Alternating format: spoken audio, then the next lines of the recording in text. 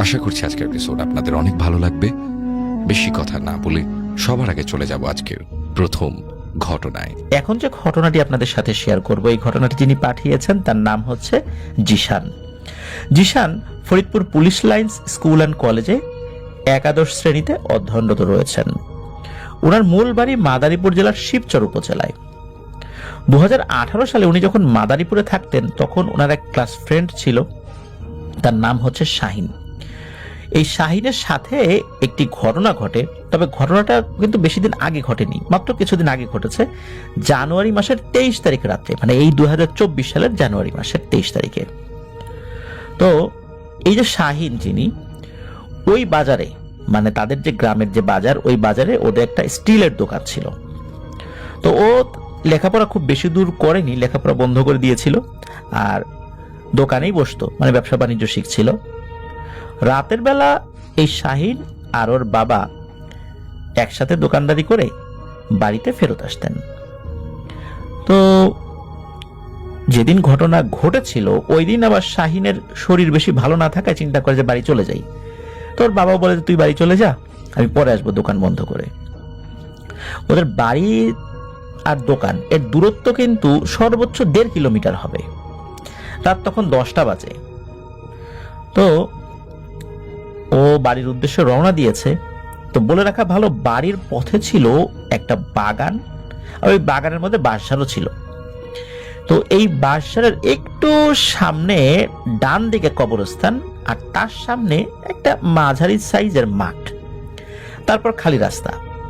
এরপর থেকে জনবসতি রয়েছে আর কি। তো দিনের বেলা তো হর হামেশাই এদিক দিয়ে সবসময় যাতায়াত করেই, এই কারণে রাতের বেলাও কিন্তু এই রাস্তা দিয়ে আসা যাওয়া করতে কোনো ভয় আসলে তার মধ্যে কাজ করেনি।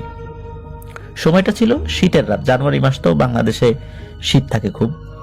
তো চারদিকে নিস্তব্ধতা, আর বাগানের যত গভীরে যাচ্ছে ঘন অন্ধকার ততই এই শাহিনকে গ্রাস করছে। ওর কাছে বড় কোনো টর্চ লাইট না থাকলেও মোবাইল ফোনের যেই লাইটটা সেটা কিন্তু ছিল, এবং তাতে আশেপাশে বেশ অনেক দূরই আলোকিত হচ্ছিল। তো অন্যান্য যে ঝিঝি পোকার ডাক, তারপরে পেঁচার শব্দ বা নিশাচর অন্যান্য যে প্রাণীগুলো রয়েছে বা পাখি রয়েছে, সেগুলো শব্দ কিন্তু আসছিলই। একটু ভয় লাগাই স্বাভাবিক। আর ভয় যাতে না লাগে, এই শাহিন কি করেছে, ওর মোবাইলের মধ্যে থাকা গান, এই গানটা জোরে ছেড়ে দিয়েছে, মানে ভলিউমটা বাড়িয়ে দিয়ে ছেড়ে দিয়েছে। ও ওর মতো করে পথ চলছে। যতই পরিচিত রাস্তা হোক না কেন, 16, 17 বা 18 বছর বয়সের একটা ছেলে একা একা বাঁশের মধ্য দিয়ে হেঁটে যাচ্ছে, একটু ভয় তো লাগবেই। কিছু দূর যাওয়ার পর হঠাৎ ও আঁতকে ওঠে, কারণ দেখতে পায় একটা গাছের নিচে ওদের পাশের বাড়ির এক দাদি, তার বয়স 75 থেকে 80-র মধ্যে। তো উনি ওই গাছের নিচে বসে আছে আর কান্না করছে। রাতের বেলা ওনাকে দেখে চমকে ওঠে শাহিন। কি ব্যাপার, এই দাদি এখানে কেন বসে আছে? প্রথম দিকে একটু চমকে উঠলেও নিজেকে একটু স্বাভাবিক করে ওই দাদির কাছে শাহিন যায়। আর ওই দাদিকে দেখতে কিন্তু মোটেও অস্বাভাবিক লাগছিল না, একদম স্বাভাবিক লাগছিল। আর শাহিন জানতো যে এই দাদি গ্রামের এক বাড়ি থেকে আর এক বাড়ি হেঁটে হেঁটে যায়, গল্প গুজব করে। তো হয়তো বা এভাবেই হাঁটতে হাঁটতে সে একটু বেশি দূরে চলে এসেছিল আর বাড়ি ফেরার পথে পথ হারিয়ে ফেলেছে। আর বৃদ্ধ মানুষ, চোখে কম দেখে হয়তো, এই কারণেই রাস্তা ভুল করে ফেলেছে, এখানে বসে কান্নাকাটি করছে। তখন শাহিন ওই দাদির কাছে গিয়ে বলে, কি গো দাদি, তুমি এত রাত্রে এখানে কি করো? তখন ওই যে বৃদ্ধা মহিলা, মানে ওই দাদি বলে যে, আমি তো বাড়ির রাস্তা ভুলে গেছি রে নাতি। তখন শাহিন বলে, আচ্ছা দাদি, আমার সাথে আসো, আমি তো বাড়ি যাচ্ছি, তোমাকে তোমার বাড়িতে ঢুকিয়ে দিয়ে আসবো। শাহিন মনে মনে একটু শান্তি পেয়েছিল এই কারণে যে এই বৃদ্ধা মহিলা যেহেতু তার অনেক পরিচিত পূর্ব থেকেই, তো উনি সাথে থাকলে অন্তত হেঁটে যাওয়ার জন্য পাশে একজন সঙ্গী তো পাবে। এই কারণে সে মানসিকভাবে একটু প্রশান্তি পায় যে একা একা এতটা পথ আর যেতে হবে না, একজন পরিচিত মানুষ তো পাশে আছে। হাঁটা শুরু করে। হাঁটা শুরু করার পরই শাহিন বেশ অবাক হয়, কারণ ওই বৃদ্ধা মহিলা মানে ওই দাদি বলেছিলেন যে উনি বাড়ির রাস্তা হারিয়ে ফেলেছেন, উনি বাড়ির রাস্তা চিনতে পারছেন না, কিন্তু ঠিকই শাহিনের আগে আগে হাঁটা শুরু করেছে, অথচ সে নাকি বাড়ির রাস্তা ভুলে গেছে। এটা কি মানা যায় কোনোভাবে? যেহেতু শাহিনের চোখে অস্বাভাবিক কিছু পড়েনি, এই কারণে শাহিনও তার পিছু পিছু হেঁটে চলছে আর বলছে, ও দাদি, তুমি আগে আগে হাঁটছো কেন? তুমি না বাড়ির রাস্তা ভুলে গেছো? আবার তো অন্যদিকে চলে যাবা, দাঁড়াও, একসাথে যাই, আমি তোমাকে পথ দেখিয়ে দেখিয়ে নিয়ে যাব। শাহিনের কথায় ওই বৃদ্ধা মহিলা কোনো কর্ণপাত করছে না, কিন্তু মাঝে মাঝেই ওই বৃদ্ধা মহিলা বলে উঠছে, এই তোর মোবাইল ফোনের লাইট নিভা। মানে ধমকের সুরে সে এই কথাটা বারবার বলছে। তখন শাহিন বলছে, ও দাদি, আশেপাশে তো বাঁশ ঝোড়, বিভিন্ন জঙ্গল, রাতের বেলা সাপ পোকা উঠে আসতে পারে, তখন তো ঝামেলা হবে, লাইট তো অফ করা যাবে না। ক্ষিপ্ত হয়ে ওই বৃদ্ধা মহিলা আবারও বলে, এই তোরে বললাম না লাইট বন্ধ কর। এভাবে ধমক দিচ্ছে, কিন্তু শাহিন লাইট বন্ধ করছিল না, কারণ হচ্ছে রাতের বেলা ওই পথে চলতে কিছুটা ভয় রয়েছে, ভূতের ভয় না হলেও এই ধরনের সাপ পোকার ভয় তো রয়েছে। তো উনি বলছেন, শাহিন বিষয়টাতে খুব অবাক হচ্ছে যে উনি তো একজন বৃদ্ধা মহিলা, রাতের বেলা চলতে তো তার কষ্ট হওয়ার কথা, তার আরো লাইট লাগার কথা, কেন সে বারবার মোবাইল ফোনের লাইটটা নেভাতে বলছে? তো শাহিন লাইট নেভাচ্ছে না ওনার কথায়, আর শাহিন অবাকও হচ্ছে। তখনও কিন্তু অস্বাভাবিক কোনো কিছু শাহিনের কাছে মনে হচ্ছিল না। হঠাৎ করে কি হয়, ওই যে সামনে একটা কবরস্থানের কথা বলেছিলাম আমরা ঘটনার শুরুতে, ওই কবরস্থানের কাছে যখন তারা এসেছে, শাহিনের থেকে কিন্তু কিছুটা সামনে ওই বৃদ্ধা মহিলা, তখন কি করেছে, ওই বৃদ্ধা মহিলা সোজা না গিয়ে ওই ডান দিকে কবরস্থানের দিকে নেমে যায়। তখন শাহিন খানিকটা ভয় পায়। ভয় পাওয়ার পরও শাহিন আবার ভাবে যে উনি তো বয়স্ক মানুষ, আবার রাস্তা ভুলে গিয়ে কবরস্থানের দিকে গেল কিনা। শাহিন ওই বৃদ্ধা মহিলাকে বলে যে, দাদি দাদি, রাস্তা তো ওইটা না, তোমার বাড়ির রাস্তা তো সোজা, চলো এদিকে চলো। কিন্তু ওই বৃদ্ধা মহিলা শাহিনের কথায় কোনো ধরনের কর্ণপাত না করে সোজা কবরস্থান দিকে হেঁটে চলছে।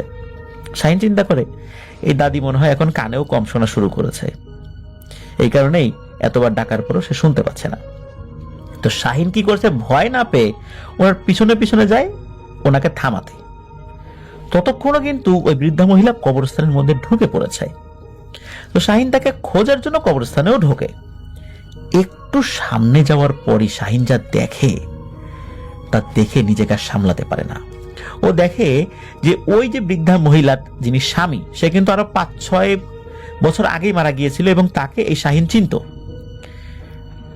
শাহিন দেখে যে ওই বৃদ্ধা মহিলার স্বামী আর ওই বৃদ্ধা মহিলা একসাথে বসে একটা পচে যাওয়া লাশ খাচ্ছে, যদিও বা ওই লাশ থেকে কোনো দুর্গন্ধ বের হচ্ছে না। এইটা দেখার সাথে সাথে শাহিন ওরে আমার আল্লাহ বলে প্রচন্ড জোরে এক চিৎকার দিয়েছে। সাথে সাথে ওই ভয়ানক পিশাচ দুটো এই শাহিনকে একটা লাশের হাত ছিঁড়ে ইশারা করে খেতে বলছে। এটা দেখে শাহিন আর সহ্য করতে পারে না। ওই জায়গা অজ্ঞান না হলেও জীবন বাঁচানোর তাগিদে যত শক্তি ছিল সমস্ত শক্তি একত্র করে আল্লাহর নাম নিয়ে বাড়ির দিকে সোজা দৌড় দেয়। ওর ফোনের কিন্তু লাইট তখনও জ্বলছে। ও দৌড়ে বাঁশঝাড় পার করে যখন ওই মাঝারি সাইজের মাঠের কথা যে আমরা ঘটনা শুরুতে বলেছিলাম, মাঠের কাছে যখন এসেছে তখন একটু ক্লান্ত হয়ে পেছন দিকে তাকায়। তখন দেখে ওই পিশাচ দুটি তার পরিচিত দুটো মানুষের অবয়ব নিয়ে যে এসেছিল ও কবরস্থানের ভেতরে বসেছিল। এই দুটোর আকৃতি অনেক লম্বা এবং তার বডির থেকে পায়ের আকৃতি অনেক অনেক লম্বা। বড় বড় পায়ে খুব ধীর গতিতে ওর দিকে এগিয়ে আসে। অনেকক্ষণ দৌড়ে যতটুকু আগাতে পারে ওরা এক কদম ফেললে ততটুকু এগিয়ে যায়। আর পেছন থেকে বলছে, এই দাঁড়া, মোবাইলের আলোটা একটু নিভা। এই কথা শোনার পর শাহিন আবারও দৌড় দেয়। আল্লাহর অশেষ রহমতে সে ওইখানে সেন্সলেস হয়নি। সে বাড়ির উঠোনেও চলে আসে এবং উঠোনে পড়ে আশ্রে পড়ে। তখন শাহিন জ্ঞান হারায়।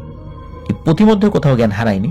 বাড়ির সবাই এসে দেখে যে শাহিন জ্ঞান হারিয়ে পড়ে আছে।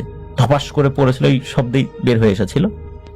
তোকে ঘরে নিয়ে আসা হয়, ওর জ্ঞান ফেরানো হয়, এরপর থেকে প্রচন্ড জ্বর আসে। তো সবাই ভেবেছিল তেমন কিছু হবে না, হুজুর দিকে একটু ঝাড়ফুঁক করালেই হবে। তো জ্বরের পরিমাণ এতটাই বেশি ছিল যে ভোরবেলায় তাকে অ্যাম্বুলেন্সে করে ফরিদপুর মেডিকেলে নিয়ে আসা হয়। ওর জ্ঞান ফেরার পর সব ঘটনা খুলে বললেও ও যে ভয়টা পেয়েছিল এবং প্রচন্ড জ্বর এসেছিল, এর প্রভাবেই ও কয়েকদিনের মধ্যেই মারা গিয়েছিল। মারা যাওয়ার আগে ও পুরো ঘটনাগুলো বলেছিল। আর ওই দাদির কাছ থেকে পরবর্তীতে তথ্য নিয়ে জানা যায় উনি সন্ধ্যার পরে কোথাও বের হন নাই, উনি বাড়িতেই ছিলেন। মূলত ওই দাদির বেশেই ভয়ানক এই লাশখেকো পিশাচগুলো শাহিনকে ভয় দেখিয়েছিল। আর শাহিন ছোট মানুষ ছিল, যার কারণে এই বিষয়টা ও আসলে নিতে পারে নাই। অসুস্থতা এই লেভেলে চলে গিয়েছিল যে ও আর বাঁচতেই পারে নাই।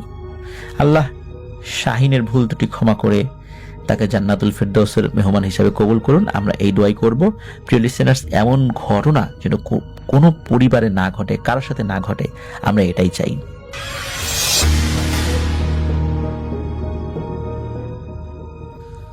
আসসালামু আলাইকুম লিসেনার্স, আমি সামির আনসারি বলছি। ভৌতিক কথার 34তম এপিসোডে সবাইকে স্বাগত জানাচ্ছি। আর আলিফ ভাইকে তো অনেক অনেক ধন্যবাদ, আমাকে তিনি প্রতিনিয়ত এই এপিসোডে ঘটনা শেয়ার করার জন্য আমন্ত্রণ জানাচ্ছেন। তো আজকে আমি যে ঘটনাটা শেয়ার করব এটা শিশির আপু নামে একজন আপু উনি পাঠিয়েছেন খুলনা থেকে, এবং সম্পূর্ণ এপিসোডে আমি ওনার ঘটনাই শেয়ার করব, কারণ ওনার ঘটনাটা বেশ বড় এবং খুব একটা ভয়ঙ্কর একটা ঘটনা। এবং আমার সবচেয়ে বেশি অবাক লেগেছে যে এই শিশির আপুর সাথে এখনও নাকি অনেক জিনের কথাবার্তা হয়, এবং ওনার বাসায় নাকি উনি প্রায় সময় জিনকে দেখতে পায়, বিশেষ করে জিন নাকি বিভিন্ন রূপে ওনার বাসায় আসে। তো যাই হোক, আমি এই ঘটনাটা আমি দুটা পর্বে বলবো। প্রথম অংশে আমি ওনার ঘটনার প্রথম অংশ বলছি, আর পরবর্তীতে আমি বাকি অংশটা বলবো। আপনারা প্রথম থেকে ঘটনাটা খুব মনোযোগ দিয়ে শুনবেন। এই ঘটনাটা প্রথম ঘটে ওনার বাবা মার সাথে 1996 সালের দিকে। তো ওনার আব্বা আমার অনেক বছর ধরে বাচ্চা হচ্ছিল না, তো এই জন্য নাকি ওনাদের অনেক মন খারাপ থাকতো সবসময়। এবং শিশিরাপুর আব্বা আম্মা ওনারা নাকি বাংলাদেশের বিভিন্ন নামি দামি ডাক্তার তখন দেখিয়েছিলেন এবং ইন্ডিয়া পর্যন্ত গিয়েছিলেন যে বিভিন্ন ডাক্তারের কাছে। তো সবাই আশা ছেড়ে দিয়েছিল এবং বলেছিল যে আপনারা 95% শিওর থাকেন যে আপনাদের আর সন্তান হচ্ছে না। তো শিশিরাপুর আব্বু তখন তিনি পুলিশে জব করতেন এবং ওনার পোস্টিং ছিল তখন খাগড়াছড়িতে। তো সেই সময় শান্তি বাহিনীর খুব উপদ্রব ছিল। তো একদিন রাতের বেলা শিশির আপুর আব্বা উনি কাজে যখন খুব ব্যস্ত ছিলেন, একটু রাত করে বাড়িতে ফিরবেন। তো উনি একাই ভাবছিল যে হেঁটে হেঁটে বাড়ি চলে যাবেন, এবং ওনার বাড়িটা খুব দূরে ছিল না, মানে 1 কিলো কি 1.5 কিলো দূরে ছিল ওনার পুলিশ স্টেশন থেকে।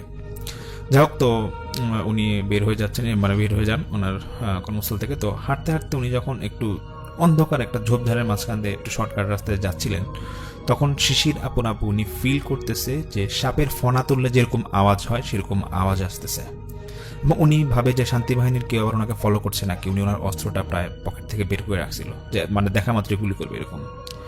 হঠাৎ করে উনি সামনে থেকে খেয়াল করতেছে যে একজন পাঞ্জাবি পরা একটা লোক, মানে হুজুরের মতো দেখতে, এরকম উনি বের হয়ে আসতেছে অন্ধকার থেকে, একটু হালকা আলোর দিকে আসতেছে।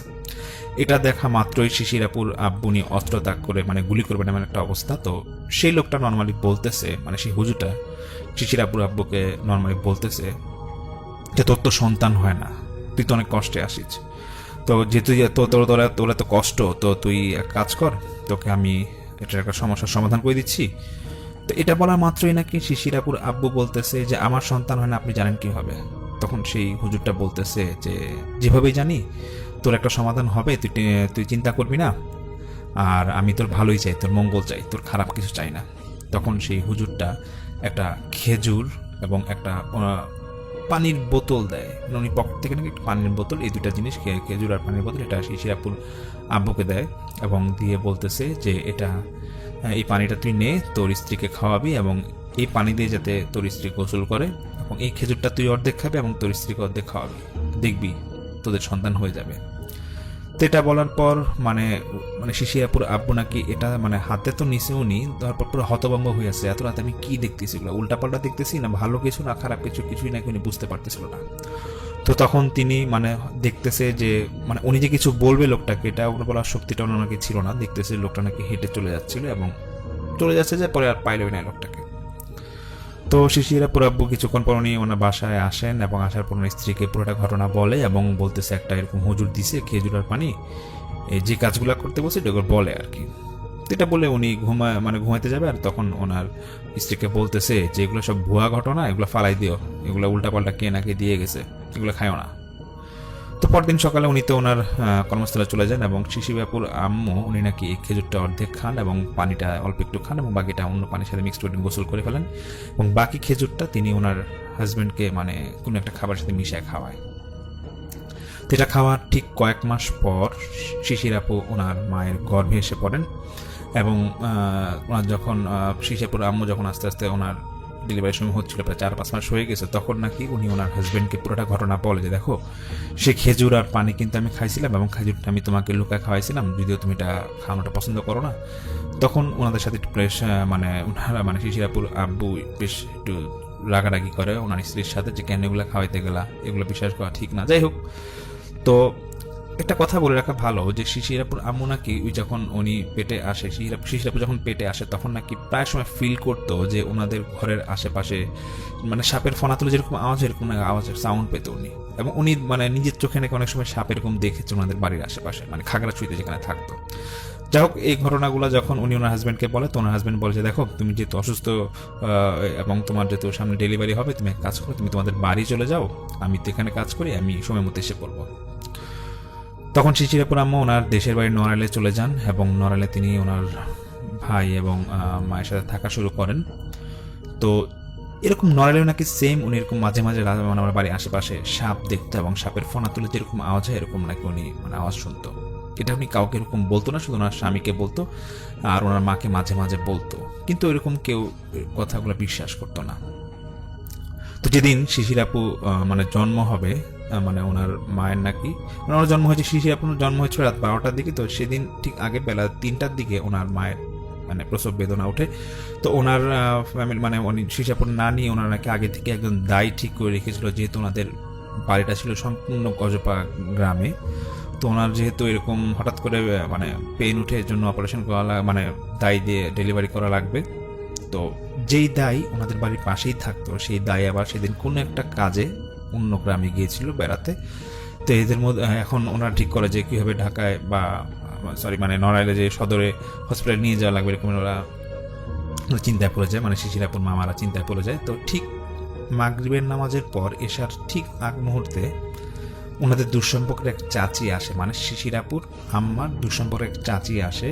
উনি আরো 2-3 গ্রাম পরে মানে পাশে উনি থাকতেন। তো উনি এসে বলতেছে আর কি, মানে শিশিরাপুর দাদিকে নানিকে বলতেছে যে আপনার তো মেয়ের এরকম ডেলিভারি হবে, ঠিক আছে সমস্যা নাই, আমিও তো এরকম অনেক ডেলিভারি করছি, আজকে আমি এসে পড়লাম, কোনো টেনশন করবেন না।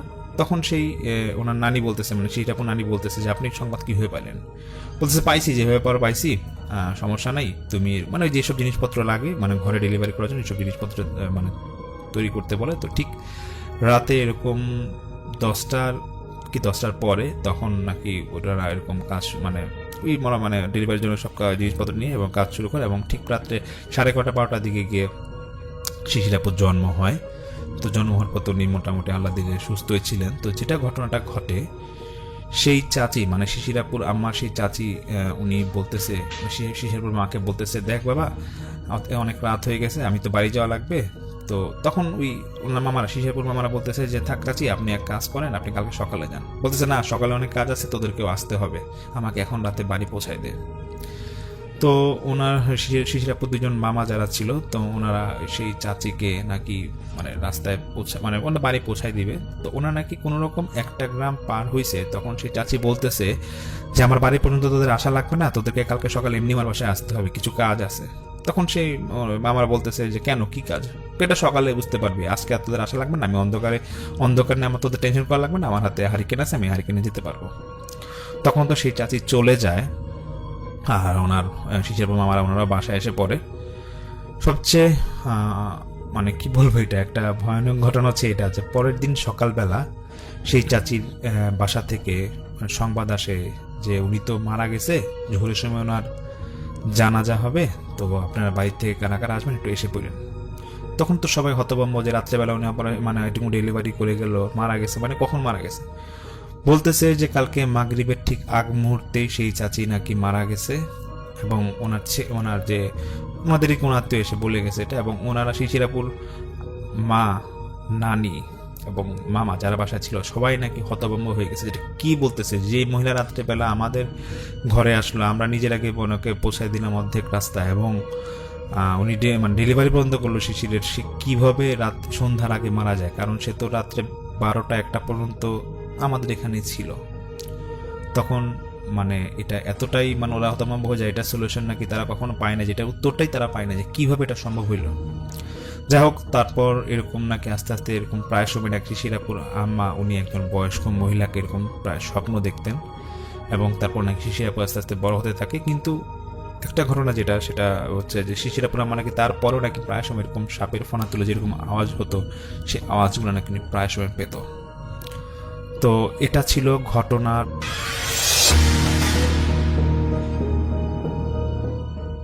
ঘটনা পাঠিয়েছেন রিয়া বিশ্বাস, যেভাবে লিখে পাঠিয়েছেন ঠিক সেভাবেই পড়ে শোনাচ্ছি।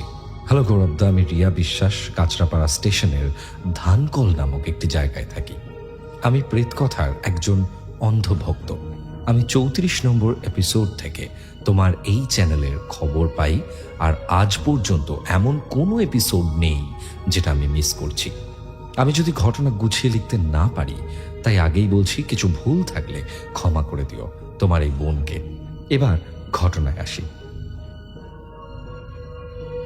আমার এক বান্ধবী ছিল একদম ছোট্টবেলার, যার নাম ছিল মন্দিরা দাস। আমাদের মধ্যে এতটাই মিল ছিল যে আমার জন্মদিন আর ওর জন্মদিন একই দিনে ছিল। আমাদের 5 বান্ধবীর একটি গ্রুপ ছিল। 1 আমি, 2 মন্দিরা, 3 মিতা, 4 মৌ, আর 5 আরো একজন যার নাম রিয়া। আমরা সবাই এতটা কাছের ছিলাম যে সব সময় স্কুলে আমাদের 5 মাথা মূর্তি বলে ডাকা হতো। এইরকম ভাবে খুব ভালো দিন কাটছিল। হঠাৎ করেই আমাদের স্কুলের উচ্চ মাধ্যমিক পরীক্ষার টেস্টের রেজাল্টের দিন আমরা স্কুলে গিয়ে ঠিক করি যে 2 দিন পরে মৌয়ের জন্মদিন উপলক্ষে আমরা সবাই কলকাতা ঘুরতে যাব। আর লটারির মাধ্যমে আমরা ঠিক করে নিই যে আমরা সবাই ভিক্টোরিয়া মেমোরিয়াল যাব। কিন্তু বাড়িতে কি করে রাজি করাবো? তাই যেহেতু আমার সব বান্ধবীদের বাড়ি থেকে আমাকে খুব ভালোবাসে আর খুব বিশ্বাস করে, তাই আমাকে সবার বাড়িতে রাজি করাতে হবে। আমি সবাইকে বলি যে তোরা সবাই 4টের সময় আমার বাড়ি আসবি, তারপর আমরা সবাই এক এক করে সবার বাড়ি যাব রাজি করাতে। তারপর যে যার মতো বাড়ি চলে আসি। পরের দিন 8ই ডিসেম্বর, তখন ঠিক বিকালে 3:15 আমার বেস্ট ফ্রেন্ড রিয়া আমার বাড়িতে আসে। সে একা আসে আর খুব হাঁপাতে হাঁপাতে সে আমাকে কিছু বলতে চায়। আমি তখন বাবার সাথে ভাত খাচ্ছিলাম। আমি বললাম, কিরে তুই একা, বাকিরা সব কোথায়, আর তুই এত হাঁপাচ্ছিস কেন? তখন রিয়া আমাকে বলে, কিছু শুনেছিস? আমি বললাম, কি ব্যাপারে, কি শুনবো বলতো? রিয়া তখনই খুব কান্না করে আমাকে বলল, আমাদের মন্দিরা গলায় দড়ি দিয়েছে, তুই তাড়াতাড়ি ওর বাড়ি চল। আমি তখন অবাক হয়ে উঠলাম, কি বলছিস বলতো? কালকে আমরা সবাই ঘুরতে যাব ঠিক করলাম, আর আজকের মধ্যে কি এমন হলো যে ও এরকম একটা কাজ করবে? আমার সাথে তোরা প্র্যাঙ্ক করছিস বল? কিন্তু রিয়ার কান্না দেখে আমার খুব ভয় করতে থাকে, আর আমি তাড়াতাড়ি করে হাতটা ধুয়ে এসে রিয়াকে কোনো রকমে সামলে মন্দিরার বাড়ি রিয়ার সাথে যেতে থাকলাম। বলা হয়নি, মন্দিরা ছোটবেলা থেকেই মামার বাড়ি থাকে। ওর দিদা দাদুর কাছে মন্দিরা ছোট থেকে মানুষ হয়েছে। আর আমার আর রিয়ার বাড়ি একই পাড়ায়, আর মন্দিরার বাড়ি রাস্তার এই পাড়ে, অর্থাৎ অন্য পাড়ায় 5-7 মিনিটের রাস্তা। আমি আর রিয়া যখন ওদের বাড়ি পৌঁছলাম, তখন গিয়ে দেখলাম ওর মা আর মিতা আমাকে দেখে আমাকে জড়িয়ে ধরে আরও কান্না করছে। আমি তখন বিশ্বাসই করতে পারছি না যে আমি যা শুনলাম সেটা সত্যি সত্যি হচ্ছে। আমরা যেতে যেতে মন্দিরাকে হসপিটালে নিয়ে যাওয়া হয়ে গিয়েছিল, যদিও হসপিটালে গিয়েও কোনো লাভ হয়নি, কারণ বাড়িতে অনেক আগেই মন্দিরা মারা গেছে। পোস্টমর্টম করে বাড়ি নিয়ে আসতে আসতে পরের দিন দুপুর হয়ে যায়। আমরা কেউ নিজেকে ঠিক রাখতে পারিনি। আমি তো 2বার মাথা ঘুরে পড়ে যাই আর আমার নখ উঠে যায়। কিন্তু সেই দিন রাতে শুয়ে শুয়ে ভাবছিলাম, হঠাৎ কি হলো, মন্দিরা কেন এমন কাজ করলো? ব্যাপারটা এখানে শেষ হলো না। মন্দিরের ঘাট কাজের দিন ঘটল আরো এক ভয়ঙ্কর ঘটনা। যেদিন মন্দিরার ঘাট কাজ হচ্ছিল, বাড়ি এসে সবাই দেখতে পায় মন্দিরার ঠাকুমা হঠাৎ করেই মন্দিরা যেই ঘরে থাকতো সেই ঘরে গিয়ে দরজা বন্ধ করে দিয়েছে। সবাই অনেকবার ডাকলেও দরজা না খোলায় অবশেষে দরজা ভাঙা হলে দেখা যায় মন্দিরা ঠিক যেমন ভাবে গলায় দড়ি দিয়ে আত্মহত্যা করেছিল, ঠিক তেমন ভাবেই মন্দিরার ঠাকুমা আত্মহত্যা করেছে। এখানেই শেষ না, মন্দিরার বাড়ির লোকেরা ছাড়া অনেকেই ওদের বাড়ির পাশে মন্দিরাকে নাকি অনেকবার ঘুরে বেড়াতে দেখেছে। মন্দিরার মৃত্যুর ৪৫ দিনের মাথায় একটা গৃহ শান্তি পুজো থাকলে সেই দিনও পুজোতে একটার পর একটা বাধা আসতে থাকে। তার ঠিক কিছুদিন পর একদিন হঠাৎ মন্দিরার দিদার লাশ একটি পুকুর ঘাটে পড়ে থাকতে দেখা যায়, যেই ঘাটে মন্দিরার ঘাট কাজ হয়েছিল। সবাই খুব ভয় পেয়ে যায়, পরপর এমন হচ্ছেটা কি? প্রত্যেকটি মৃত্যুর পেছনে কোনো কারণ ক্লিয়ার নয়। প্রত্যেকটি মৃত্যু কেন হচ্ছে, প্রত্যেকটি মৃত্যুর যোগসূত্র ঠিক কোথায়, কেউ বুঝতে পারছে না। এরপর এক অদ্ভুত ঘটনা ঘটতে শুরু করলো। আমার সব বান্ধবীদের স্বপ্নে মন্দিরে আসতে থাকলো। তাদের স্বপ্নে মন্দিরে এসে নাকি কিছু বলতো, কিন্তু অদ্ভুত ব্যাপার, আমার স্বপ্নে কিন্তু মন্দিরা কোনোদিনও আসেনি, কিন্তু আমি ওর উপস্থিতি অনুভব করেছিলাম। দিনটা ছিল আমার জন্মদিন। রাত 12টার সময় সবাই মেসেজ করছে, আমি সবাইকে রিপ্লাই দিয়েছি।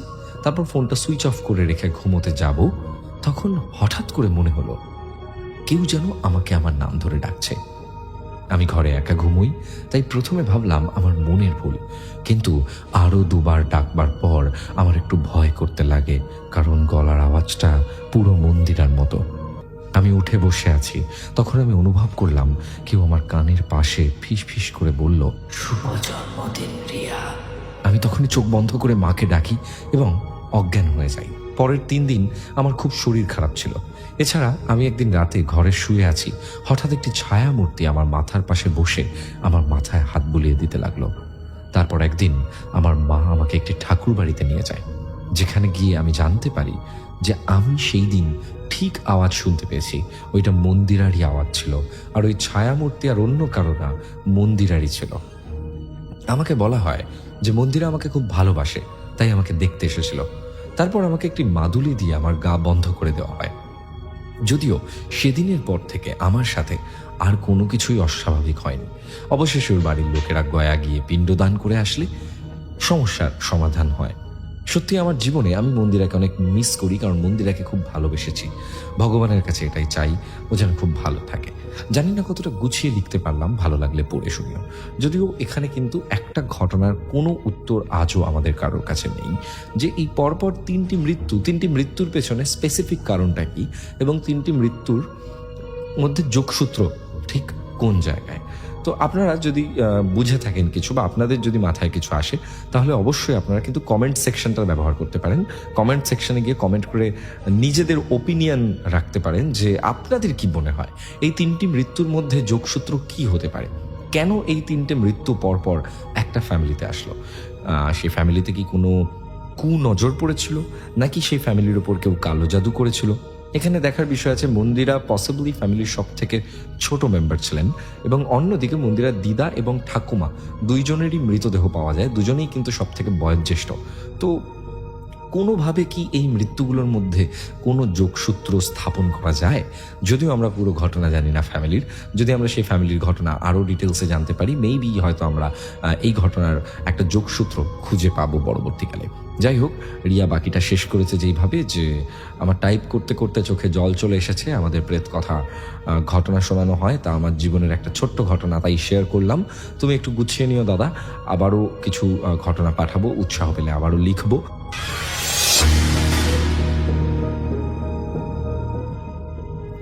দীর্ঘজীবী হোক।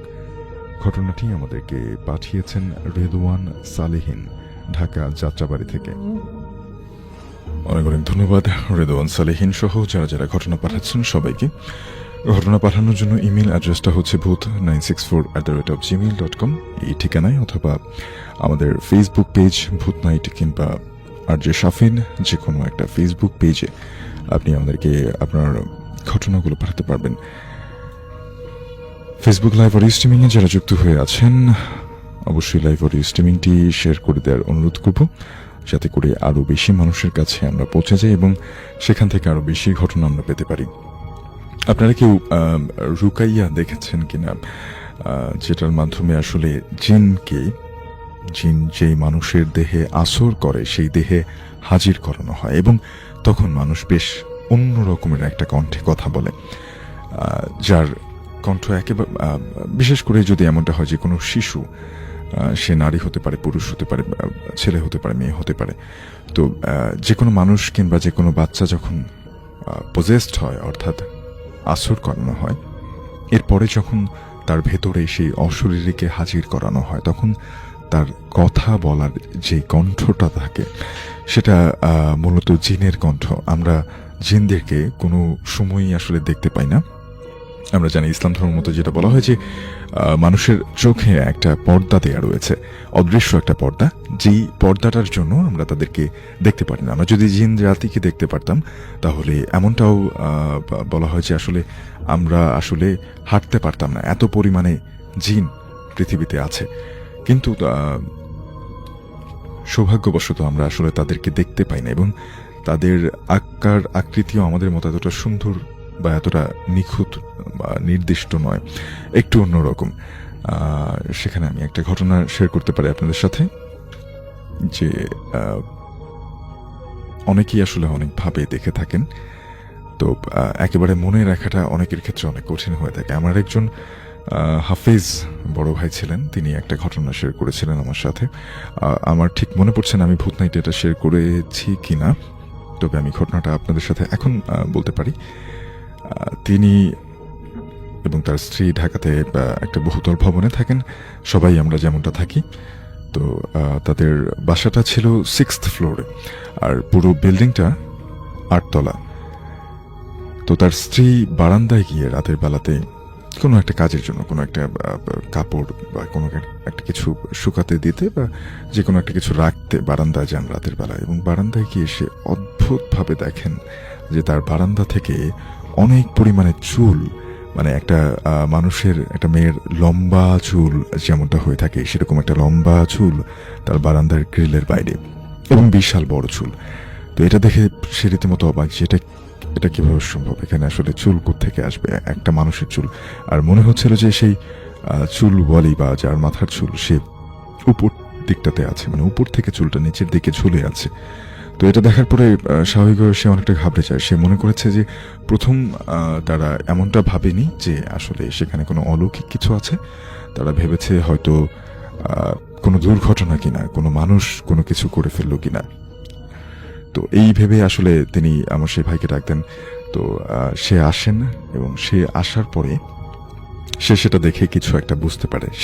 আমি আগে বলছিলাম সে কোরআনে হাফেজ, তো এই বিষয়গুলো নিয়ে তাদের একটু অভিজ্ঞতা থাকে, যেহেতু অনেক ইসলামিক এক্সপার্টের সাথে তারা থাকেন। যখন হাফিজি পড়তে হয়, একটা লম্বা সময় মাদ্রাসায় থাকতে হয়, তাদের এই বিষয়ে ধারণা থাকে। তো সে এটা দেখার পরে সে বুঝতে পারে যে এটা আসলে মানুষ সম্ভবত না। তারপরেও একটা সন্দেহ কাজ করছিল, এত স্পষ্ট দেখতে পাচ্ছেন যে এখানে চুল ঝুলে আছে।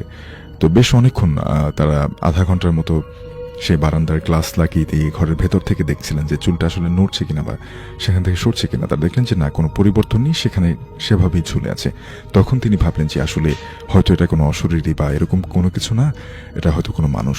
এটা ভেবে তারা দুজন লাইট নিয়ে ছাদে গেলেন সেটা দেখার জন্য। প্রথমে উপরের ফ্লোরে গেলেন, মনে করলেন যে এত রাতে নক করবো, সবাই হয়তো ঘুমাচ্ছে। তো তারা ছাদে চলে গেলেন, কারণ সেই বারান্দা থেকে উকি দিয়ে তারা যতটা দেখতে পাচ্ছিলেন যে মনে হচ্ছিল একেবারে ছাদের উঁচু রেলিং যেটা রয়েছে সেই রেলিং এর উপরটা থেকে চুলটা আসছে। তো এবং আমি আরেকটু ভুলে গেছি যে আসলে সেই চুলটা আসছে, একই সাথে তারা একটা অবয়বের মতো দেখতে পাচ্ছিলেন। তো পরে যখন তারা ছাদে গেলেন, তারা ছাদে গিয়ে দেখলেন যে সেই রেলিং এর উপরটাতে একটা মেয়ে মানুষের মতো, কিন্তু আকৃতিতে আরো অনেক বড় হবে, মানে খুব বড় সড়ো একটা মেয়ে মানুষের মতো এরকম বসে আছে। সাদা রঙের একটা কাপড় পরা, শাড়ির মতোই, কিন্তু শাড়ি নয়, এরকম সাদা একটা কাপড় পরা, যেটা খুব মোটা পুরু কাপড় মনে হচ্ছিল এবং জল করছে। তারা সেখানে গেলেন এবং সে যখন সেখানে গিয়ে বুঝতে পারলেন যে পুরো ব্যাপারটা কি, সে আসলে নিঃশব্দে আসতে গিয়ে কিছু সূরা কেরাত পড়তে গেলেন। এবং সেখানে একটু বলে রাখি, সে যেহেতু হাফেজ ছিলেন, মানুষ আশরাফুল মাখলুকাত, সে ভাবছিলেন যে সে তাকে হয়তো ক্ষতি করতে পারবে না, এটা তিনি মোটামুটি নিশ্চিত ছিলেন। তো এইভাবে সে কিছু দোয়া দুরুদ, তার স্ত্রীকে অভয় দেওয়ার জন্য কিছু দোয়া দুরুদ পড়ে তাকে ফু দিতে লাগলেন এবং সেই সময়টাতে তারা সেটার চেহারার দিকে লক্ষ্য করতে লাগলেন এবং ছাদে উঠে এক পর্যায়ে তারা সামনাসামনি, আসলে আমি কেন এটা বলছি যে সামনাসামনি অভিজ্ঞতাগুলো অন্যরকম হয়, তো ছোট বয়সে দেখলে বা অপ্রস্তুত হয়ে কেউ গেলে তখন সেটা সুন্দরভাবে বর্ণনা করতে পারে না। তিনি আমাকে খুব সুন্দরভাবে বুঝিয়ে বলেছিলেন, বর্ণনা করেছিলেন যে আমি দেখলাম যে সেই অবয়বটা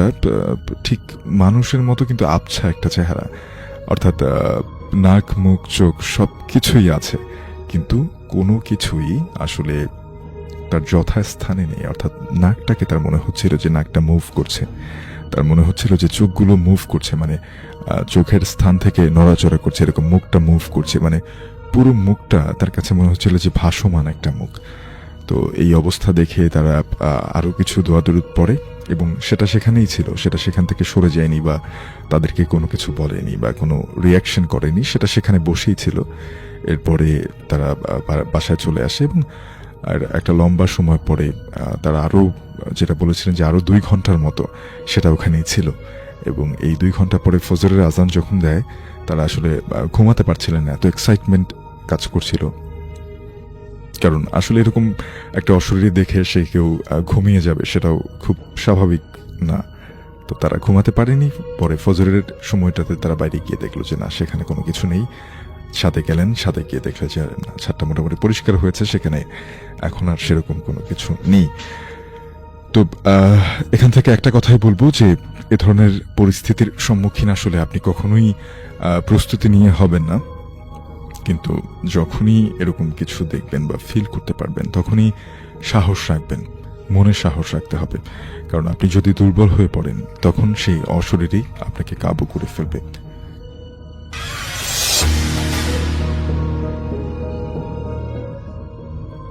হ্যালো, আসসালামু আলাইকুম রাসেল ভাই। আজকে যে ঘটনাটি নিয়ে হাজির হয়েছি, এই ঘটনাটি আমাকে পাঠিয়েছেন লালমনিরহাট জেলার থেকে বিপুল ভাইয়া। এই ঘটনাটি ওনাদের বাসার একটি পুরনো একটা ঘটনা। তো এই ঘটনাটি উনি সংগ্রহ করে আজ থেকে প্রায় কয়েকদিন আগে। তো ঘটনাটি ঘটে আজ থেকে প্রায় 20 বছর আগের একটি ভয়ঙ্কর লেভেলের ঘটনা। সেই ঘটনাটি উনি ওনার দাদির কাছ থেকে কালেক্ট করে ঘটনাটি। তো সেই ঘটনাটি আপনাদের মাঝে আমি শেয়ার করতে যাচ্ছি। তো সরাসরি আমি ঘটনায় চলে যাচ্ছি। তাদের বাড়িটা ছিল একটা পুরানো বাড়ি এবং তাদের বাড়ির আশেপাশে ঝোড় জঙ্গলে ভরপুর ছিল। আজ থেকে 20 বছর আগে প্রায় এতটা গ্রাম অঞ্চল আগে যেরকম ছিল, এখন যেরকম আছে, আগে অতটা ছিল না। আর সে সময় আজ থেকে 20 বছর তারও আগে থেকে ওই তাদের পুরনো বাড়িটা একদম ঝোড় জঙ্গলে ভরপুর। কেননা ওই আশেপাশে, মানে তাদের বাড়ির আশেপাশে আর কোনো বাড়ি ছিল না এবং তাদেরই একটা শুধু বাড়ি ছিল। এই বাড়িটা পুরো এলাকায় নাম চিনত যে পুরনো বাড়ি। তো এ বাড়িটার নামই ছিল পুরনো বাড়ি নামে পরিচিত, কারণ এ বাড়ির বয়স মোটামুটি ওই 20 বছর আগেও থেকে ওই বয়স হয়ে যায় প্রায় 80 থেকে 90, 100 পার হয়ে যাবে আর কি, এরকম একটা অবস্থা। তো এই বাড়িতে হঠাৎ করে তাদের বাড়ির পেছনে একটা পুকুর ছিল। এই পুকুরে অদ্ভুত ধরনের কিছু ভৌতিক ঘটনা ঘটতো প্রায় মাঝে মধ্যে আর কি। তো যখন এরকম মাঝে মধ্যে এরকম ভৌতিক কিছু ঘটতো তখন তারা এই বিষয়গুলো হালকাভাবে নিত। সো একদিন হঠাৎ করে একটা বাচ্চা গোসল করতে গেছে, মানে কয়েকজন মিলে গোসল করতে গেছে। এই গোসল করা অবস্থায় একটা বাচ্চা সাঁতার কাটতে কাটতে ওই পুকুরটার মাঝখানে গেছে। এখানে তো প্রচণ্ড পরিমাণে সাঁতার পারে এবং সে ওইখানে যাওয়ার পর সে অটোমেটিক পানি খাচ্ছে, ডুবতেছে আর পানি খাচ্ছে, এরকম একটা অবস্থা।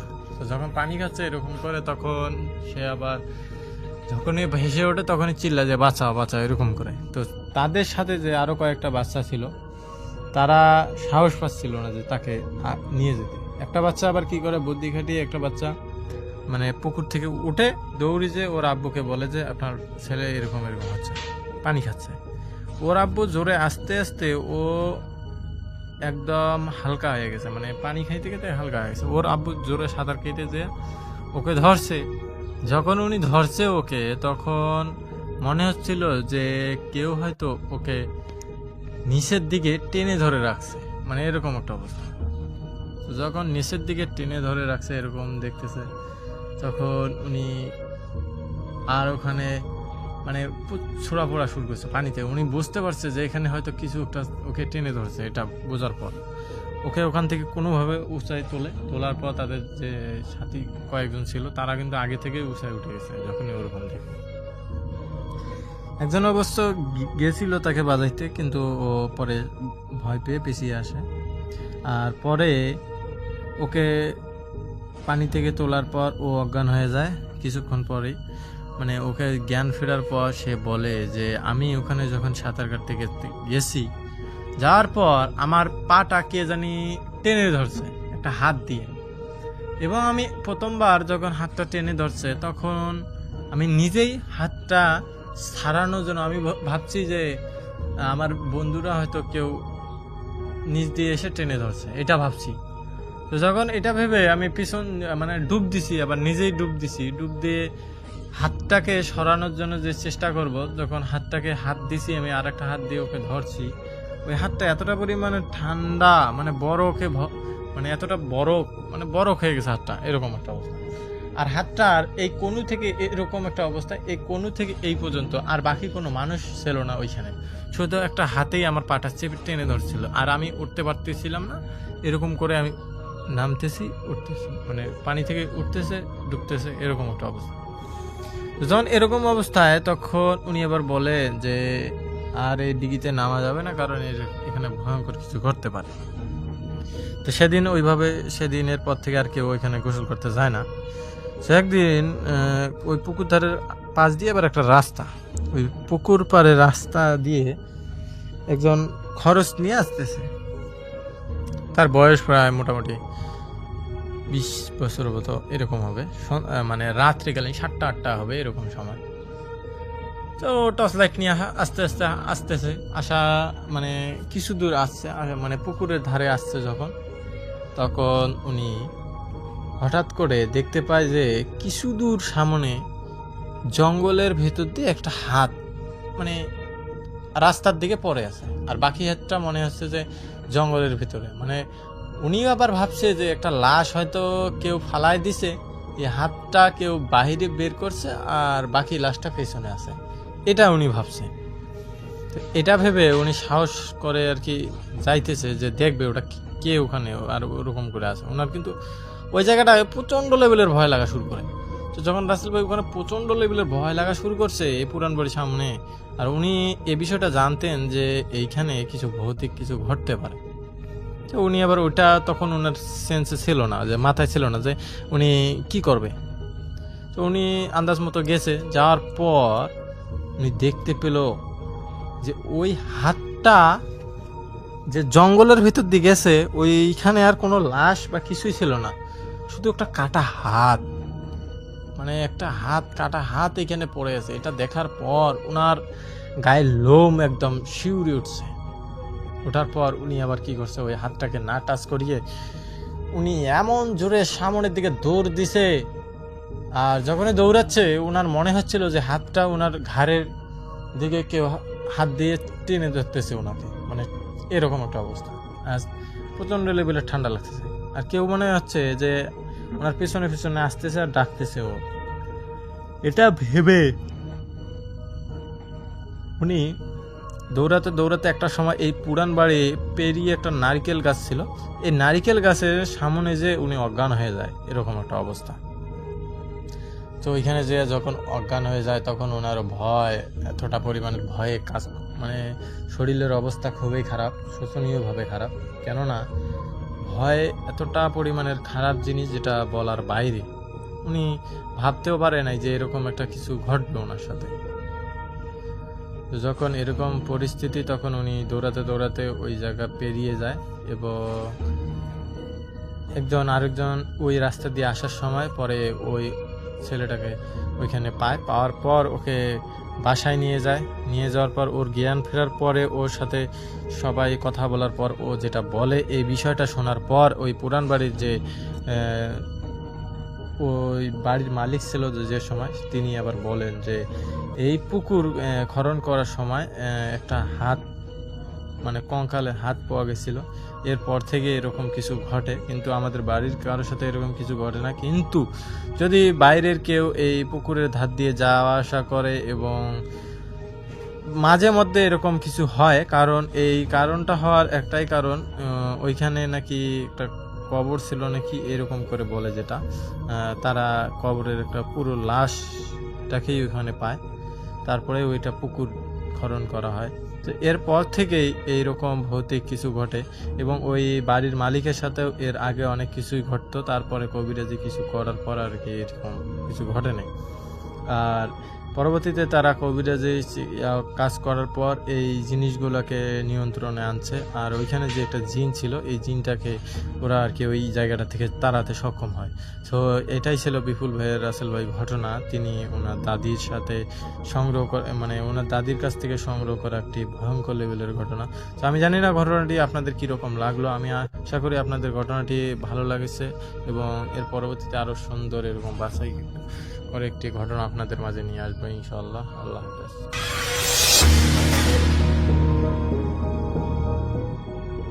এই ঘটনাটি আমাদেরকে পাঠিয়েছেন তাফসির তোহা, ওনার বাড়ি নাটোরের নলডাঙ্গাতে। উনি এই ঘটনাটি ওনার খালাতো ভাইয়ের কাছ থেকে সংগ্রহ করেছিলেন। তো ওনার খালাতো ভাইয়ের নাম হচ্ছে রাফসান। তো কথা প্রসঙ্গে এই রাফসান একটি ঘটনা তাকে শোনান, সেই ঘটনাটি উনি লিখে আমাদেরকে পাঠিয়েছেন। তো চলুন মূল ঘটনাতে চলে যাই। ঘটনাটি এই রাফসানের ক্লাসমেট সোহেল, এই সোহেলের কাকার সাথে ঘটেছিল। আর মূলত এই সোহেলের মুখ থেকেই এই রাফসান ঘটনাটি শুনেছিলেন, যেটি তোহা ভাইকে তিনি জানিয়েছেন। তো এই যে সোহেল, তার কাকার নাম হচ্ছে জামিল। তো ঘটনাটি যখন ঘটেছিল তখন সাল ছিল 2004।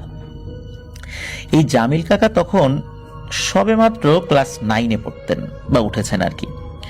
তাদের গ্রামের এক গ্রাম পরে প্রতি বছর চৈত্র মাসের শেষের দিকে, অর্থাৎ চৈত্র মাসের শেষ রবিবারে 7 দিন ব্যাপী অনেক বড় একটা মেলা অনুষ্ঠিত হতো, যেই মেলা এখনো পর্যন্ত অনুষ্ঠিত হয়ে আসছে।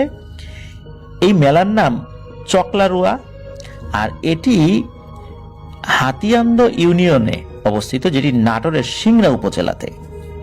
তো এটি শতবর্ষী মেলা হিসেবেই সকলের কাছে সুখ্যাতি রয়েছে, যার জন্য ওই মেলার নাম আশেপাশের অনেক এলাকার মানুষ সবাই এক নামে চেনে, যে চকলারুয়া মেলা। প্রতি বছর হাজার হাজার মানুষের ভিড় জমে সেখানে। তো জামিল কাকাদের বাড়ির কয়েক বাড়ি পরেই রবিউল নামে একটা ছেলে ছিল, আর সেই রবিউলের সাথে এই জামিল কাকার বেশ ভালো বন্ধুত্বও ছিল।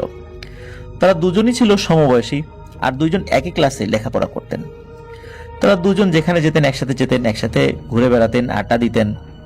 তো এই যে মেলা শুরু হওয়ার আগে থেকেই ওনারা দুই বন্ধু মিলে মেলায় যাবার প্রস্তুতি নিচ্ছেন আর কি, আগে থেকে যে যাবো এরকম আর কি। তো যেই দিন মেলার প্রথম দিন, সেই দিন জামিল কাকা ও রবিউল মিলে একসাথে যান মেলায়। যেহেতু মেলাটি অনেক বড় আর বহু বছর ধরে অনুষ্ঠিত হয়ে আসছে, তাই মেলায় সার্কাস, যাত্রাপালা, তারপর মেলার তৃতীয় দিন ঘোড়দৌড় প্রতিযোগিতারও আয়োজন করা হয়। তাই মেলায় যাওয়ার আগে থেকে ওনারা দুজন প্ল্যান করে রেখেছিলেন যে তারা আগে সার্কাস দেখবেন, তারপর রাত্রে যাত্রাপালা দেখবেন, তারপর বাড়িতে ফিরবেন। তো যেই কথা সেই কাজ, আগে সার্কাস দেখা শেষ করে মেলায় ঘোরাঘুরি আর খাওয়া দাওয়া করতে করতে তো সন্ধ্যা গড়িয়ে রাত নেমে আসে। তারপর মেলার ভিতর এদিক ওদিক ঘোরাফেরা করতে করতে বেশ কিছু সময় অতিবাহিত হয়েও যায়। তারপর একটা সময় ওই টিকিট কেটে ওই যাত্রাপালা 10টার শোয়ে তারা ঢুকে পড়েছেন। বেশ কিছুক্ষণ পর এই যাত্রাপালা দেখতে দেখতে হঠাৎ করে একটা সমস্যার সৃষ্টি হয়। সেটা হলো কিছু লোকের মধ্যে কোনো কারণে হয়তোবা কোনো একটা ঝামেলা হয়েছিল, ঝই ঝামেলা শুরু হয়ে যায়, এক পর্যায়ে হাতাহাতি শুরু হয়ে যায়। তো সেখানে দুজন একই সাথে ছিলেন, মানে এই যে জামিল কাকা আর রবিউল কাকা। কিন্তু এই হঠাৎ ঝামেলা হওয়ার কারণে লোকের ভিতরে ধাক্কাধাক্কি শুরু হয়ে যায়, লোকজন দৌড়াদৌড়ি করতে থাকে। তখন এই জামিল কাকা ওনার বন্ধু রবিউলকে হারিয়ে ফেলেন। তো জামিল কাকা রবিউলকে অনেক খুঁজেন কিন্তু আর পান না। তো তখন তো তার কাছে ওই তার বন্ধু রবিউলের কোনো ফোন নাম্বার ছিল না, কারণ ওই সময় তো মোবাইল ফোন এতটা অ্যাভেলেবেল ছিল না গ্রাম পর্যায়ে। তো একজন আরেকজনকে ফোন করে যে খুঁজে বের করবেন সেই উপায়টাও ছিল না। এক পর্যায়ে যাত্রার প্যান্ডেল থেকে বাইরে বের হয়ে অনেক খোঁজাখুঁজি করার পরেও এই জামিল কাকা রবিউল কাকাকে খুঁজে পান না, যার ফলে জামিল কাকা খুব হতাশ হয়ে পড়েন। জামিল কাকার মাথায় তখন কেবল একটাই চিন্তা ঘুরপাক খাচ্ছিল, যদি উনি ওনার বন্ধু রবিউল কাকাকে খুঁজে না পান তাহলে তাকে তো একাই বাড়ি ফিরতে হবে। আর ওনাকে খুঁজে না পেয়ে ওনার বন্ধু রবিউল হয়তো আরো দুশ্চিন্তা করবে। তো যেহেতু তারা একসাথেই মেলায় এসেছে আর ওনাদের বয়স তো খুব বেশি না, রাতের বেলা যদি ওনারা বাইরে থাকেন তাহলে বাড়ি থেকে খুব রাগারাগি করবে, বড় হলে হয়তো বা কিছু বলতো না, কিন্তু বাড়িতে তো অনেক বকাঝকা শুনতে হবে যদি রাত্রেবেলা বাড়িতে না ফেরেন। আর একটা সমস্যা ছিল, এই জামিল কাকার কাছে কোনো টর্চ লাইট ছিল না। যেহেতু ওনার কাছে কোনো আলো নেই, তাই উনি একা একা কিভাবে রাতের বেলা বাড়িতে যাবেন। তো আবার রবিউলের কাছেও আলো নাই, সেও কিভাবে বাড়িতে যাবে। নিশ্চয়ই এই রবিউল কাকাও জামিল কাকার জন্য অপেক্ষা করবে। তো এই সমস্ত বিষয় ঘুরপাক খাচ্ছিল এই জামিল কাকার মাথার মধ্যে। তখন যে রাত ঠিক কয়টা বাজে সেটা অবশ্য জামিল কাকা আন্দাজ করতে পারেন নাই, কারণ তখনকার দিনে গ্রামের মানুষের হাতে হাতে এরকম ঘড়ি দেখা যেত না। খুব অল্প সংখ্যক মানুষের হাতে ঘড়ি দেখা যেত যে ক্যাসিও ঘড়ি, যেগুলো কালো ফিতা, প্লাস্টিকের কালো ফিতা, এই টাইপের ঘড়ি কিছু দেখা যেত। তখন মেলার একটা দোকানে জ্বলতে থাকা হ্যাসাক বাতির আলোতে ভদ্র টাইপের এক মধ্যবয়স্ক এক ব্যক্তির হাতে ঘড়ি দেখে জামিল কাকা সেই লোকটিকে জিজ্ঞেস করলেন যে কয়টা বাজে। লোকটি বললেন যে 11:40 বা 45 এরকম একটা সময় বলেছিলেন আর কি।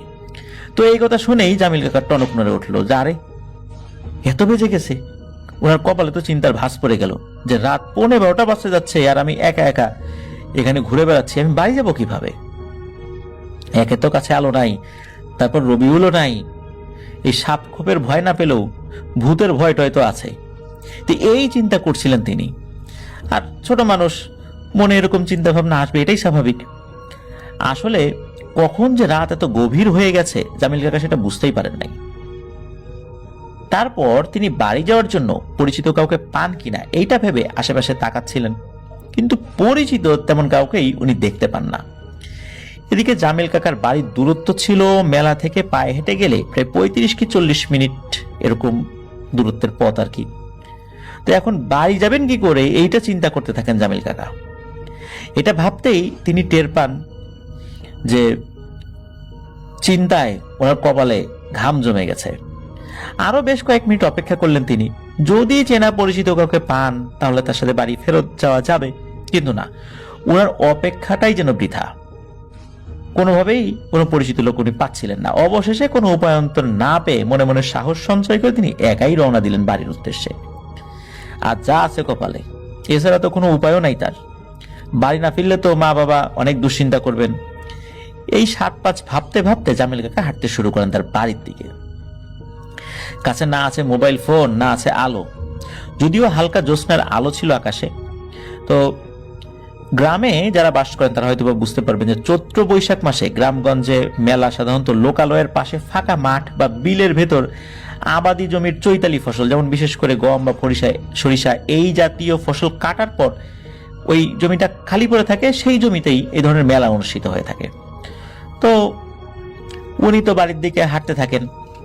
ওনাকে মেলা থেকে ওই রাস্তায় উঠতে হলে চড়ার ভেতর দিয়ে জমির আইল ধরে অনেকটা দূর, প্রায় আধা কিলোমিটার পর্যন্ত হেঁটে যেতে হবে।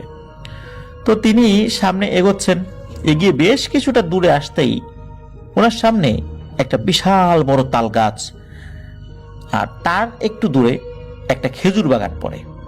তো তাল গাছটির মাথা অনেক দূর থেকে দেখা যেত, আর দেখলেই মনে পড়ে যেত যে ওখানেই প্রতি বছর ওই চকলারুয়া মেলা হয়। তো খেজুর গাছটি দূর থেকে দেখেই নিজের অজান্তেই তার গা ঝাঁকি দিয়ে ওঠে। আর খেজুর গাছটিও ছিল প্রায় 1.5-2 বিঘা জমির উপর, মানে ওই বাগানটা আর কি, খেজুর গাছের বাগান। তো অনেক ঘন ঘন গাছের সারি আছে সেখানে, তো যার জন্য সেখানে দিনের বেলাতেও বেশ অন্ধকার থাকে। আর রাতের বেলার কথা তো বলা বাহুল্য, যে এত নিকষ কালো অন্ধকার থাকে ওখানে, সামনে কিছুই দেখা যায় না ওখানে। আর ওই খেজুর গাছটির যে বাগান, ওই খেজুর গাছের বাগান ওই চড়ার এক পাশে অবস্থিত ছিল। তো ওনাদের এলাকার ভাষায় চড়া বলতে বিল অথবা অনেক ফসলি জমি মিলে সৃষ্ট বড় একটা বিস্তীর্ণ ফাঁকা মাঠকে বলে আর কি, মানে ওটাকে চড়া বলে। তো ওখান থেকে 40 কি 50 কদম এগিয়ে গেলেই একটা প্রাইমারি স্কুল আছে, আর স্কুলের পাশেই রয়েছে মোটামুটি বড় একটা ঘন বাঁশের ঝাড়। বাঁশের ঝাড়ের পাশ দিয়ে আবার কয়েক কদম গেলেই লোকালয়ের মেইন রাস্তা, মানে যেদিক দিয়ে মানুষের ঘর বাড়ির দিকে যাওয়া যায়। তো জামিল কাকা যখনই বাঁশঝাড়ের কাছে আসেন, তখনই তিনি ওই বাঁশের ভেতর 2টা বাঁশ যখন একটা একটার সাথে বাতাসের কারণে ঘষা লাগে, এক ধরনের শব্দ হয়, তেমনি হঠাৎ ওই রকম আচমকা কটমট কটমট শব্দ হয়, উনি চমকে ওঠেন। তখন উপরে কি আছে না আছে ভয়ের কিছু জিনিস ওই দিকে তাকান নাই, উনি ভয়ে এক দৌড়ে গিয়ে রাস্তায় উঠে যান। আর তখন লোকালয়ের মেইন রাস্তায় উঠতেই 2-1 লোক দেখে মনে মনে উনি একটি স্বস্তি ফেরত পেলেন, এইটা ভেবে যে অনেকটা পথ হয়তো একসাথে যাওয়া যাবে। কিন্তু ওনার এই স্বস্তিটা বেশিক্ষণ স্থায়ী হলো না। কিছুটা পথ যেতেই ওই যে 2 লোককে উনি দেখেছিলেন, তারা তাদের নিজেদের মতো করে তাদের বাড়ির যে রাস্তা ওই দিকে চলে গেল। এখন জামিল কাকা যেদিকে যাবেন সেটা কিন্তু অন্য আর একটা পথ। কি আর করা, তেমন কিছু না ভেবে উনি হাঁটতে শুরু করলেন বিকল্প রাস্তা ধরে। এইভাবে কিছুটা পথ আসতেই তার হাতের ডানে রাস্তা থেকে একটু দূরে ছিল একটি ঈদগাহ মাঠ, আর তার সাথে লাগোয়া আরেকটি কবরস্থান। স্বাভাবিকভাবেই তার আশেপাশে ছিল কিছুটা ঝোপঝাড়। সেখানে আসতেই হঠাৎ করে এই জামিল কাকার গা ছমছম করে উঠল। এইটা মনে করে যে পাশেই তো কবরস্থান, কবরস্থান যতই পবিত্র হোক না কেন এমনিতেই তো যে কারো ভয় লাগবে, এটাই স্বাভাবিক। এরপরে এদিক ওদিক উনি না তাকিয়ে সামনের দিকে আবার হাঁটতে থাকেন। এইভাবে কিছুটা হাঁটতে হাঁটতে বেশ খানিকটা পথ এগিয়েছেন। তো জামিল কাকার মনে হলো তার পেছনে কিছু একটা আছে। এমনটা মনে হতেই অজানা ভয়ে ওনার গায়ে কাঁটা দিয়ে ওঠে। পেছনে ঘুরে উনি তাকাবেন কি তাকাবেন না এটা ভাবতে ভাবতে এই দ্বিধাদ্বন্দ্ব নিয়েই এক ঝলকে উনি পেছনের দিকে ঘুরে তাকান। পেছন দিকে তাকাতে উনি দেখতে পান একটা কুকুর আসছে তার পেছন পেছন। তখন আবার একটু তার স্বস্তি ফেরত আসে ওনার ভেতরে, ভয় পান নাই, এই ভেবে যে যাক মানুষ না পেলেও একটা প্রাণীকে ওনার পথের সঙ্গী হিসাবে পেয়েছেন। এখন এই কুকুরটা কতক্ষণ তার সাথে থাকে সেটাই হলো দেখার বিষয়। আর কুকুরটা দেখে উনি কিছুটা ভয় পেয়েছিলেন, যদিও একটু চমকে উঠেছিলেন। এই আচমকা ভয় পাওয়ার কারণে একটু বুকে থুথু ছিটিয়ে আবার হাঁটতে শুরু করলেন তিনি। এভাবে মিনিট 5 হাঁটতে হাঁটতে এক পর্যায়ে লোকালয় ছেড়ে আসতেই একটা জায়গায় 3 রাস্তার মোড় পড়ে, আর সেখানে বসত বাড়ি আছে। ওই জায়গাটাই লোকালয়ের শেষ, এরপরে আর কোনো ঘর বাড়ি নাই। তো সেখানে এসে একটু দাঁড়িয়ে পড়লেন জামিল কাকা। তো জামিল কাকা মোড়ের উপর দাঁড়াতেই হঠাৎ করে তার পেছন পেছন আসা কুকুরটার কথা মনে হতেই তিনি পেছন দিকে তাকিয়ে দেখেন কুকুরটি আর ওনার পিছু পিছু আসছে না, কোথায় যেন চলে গেছে। তিনি ভাবলেন ঢুকে গেছে হয়তো আশেপাশের কোনো বাড়ির ভেতর। তো কুকুরটির কথা ভেবে নিজেকে ওনার খুব একলা মনে হতে লাগলো আর কি। এইটা ভেবে যে অনেকটা পথ কুকুরটি তার পথের সঙ্গী ছিল। এখন আবার হাঁটা শুরু করলেন। যখনই লোকালয়টা পার হয়ে এসেছেন তখন ওনার মনের মধ্যে একটা সংশয় কাজ করছে যে সামনে যাব কি যাব না, কিন্তু কি আর করা, ওনাকে তো যেতেই হবে। কিন্তু সামনে যেতে ওনার মন সায় দিচ্ছিল না, কেননা সামনেই পড়বে একটা বিশাল বড় জঙ্গল। জঙ্গলটি প্রায় 2 থেকে 300 মিটার জুড়ে বিস্তৃত। সেই জঙ্গলের পাশ ঘেঁষেই চলে গেছে তার বাড়ি ফেরার রাস্তা। আর ওই রাস্তার ধারে জঙ্গলের সাথেই রয়েছে অনেক বড় আর একটা পুরনো তেঁতুল গাছ, যেই গাছটিকে দূর থেকে চাঁদের হালকা আলোতে দেখে জীবন্ত মনে হচ্ছিল ওনার কাছে। মনে হচ্ছে বিশাল একটা দানব মাথা উঁচু করে ঠায় দাঁড়িয়ে আছে তার সামনে, আর সেই দানবটি যেন তার জন্যই অপেক্ষা করছে। এছাড়া ঘন জঙ্গলের ভেতরে রয়েছে দেবদার গাছ, গাব গাছ, আরো বিভিন্ন ধরনের ছোট বড় গাছপালা আছে আর কি। শুধু এটাই নয়, ওই জঙ্গলের দক্ষিণ পাশে রয়েছে একটি পারিবারিক কবরস্থান। আর জঙ্গলের সামনে পেছনে দুই দিকেই রয়েছে বিস্তীর্ণ ফাঁকা মাঠ। তার আশেপাশে আবার কোনো ঘরবাড়ি নাই। কোনো মতে একবার জঙ্গলটি পার হতে পারলেই উনি যেন বেঁচে যান, যেমনটি ওনার মনে হচ্ছিল। তার জঙ্গলটি ছেড়ে কয়েক কদম গেলেই সামনে বাজার, কিন্তু এই জঙ্গলটি পার হবেন কিভাবে?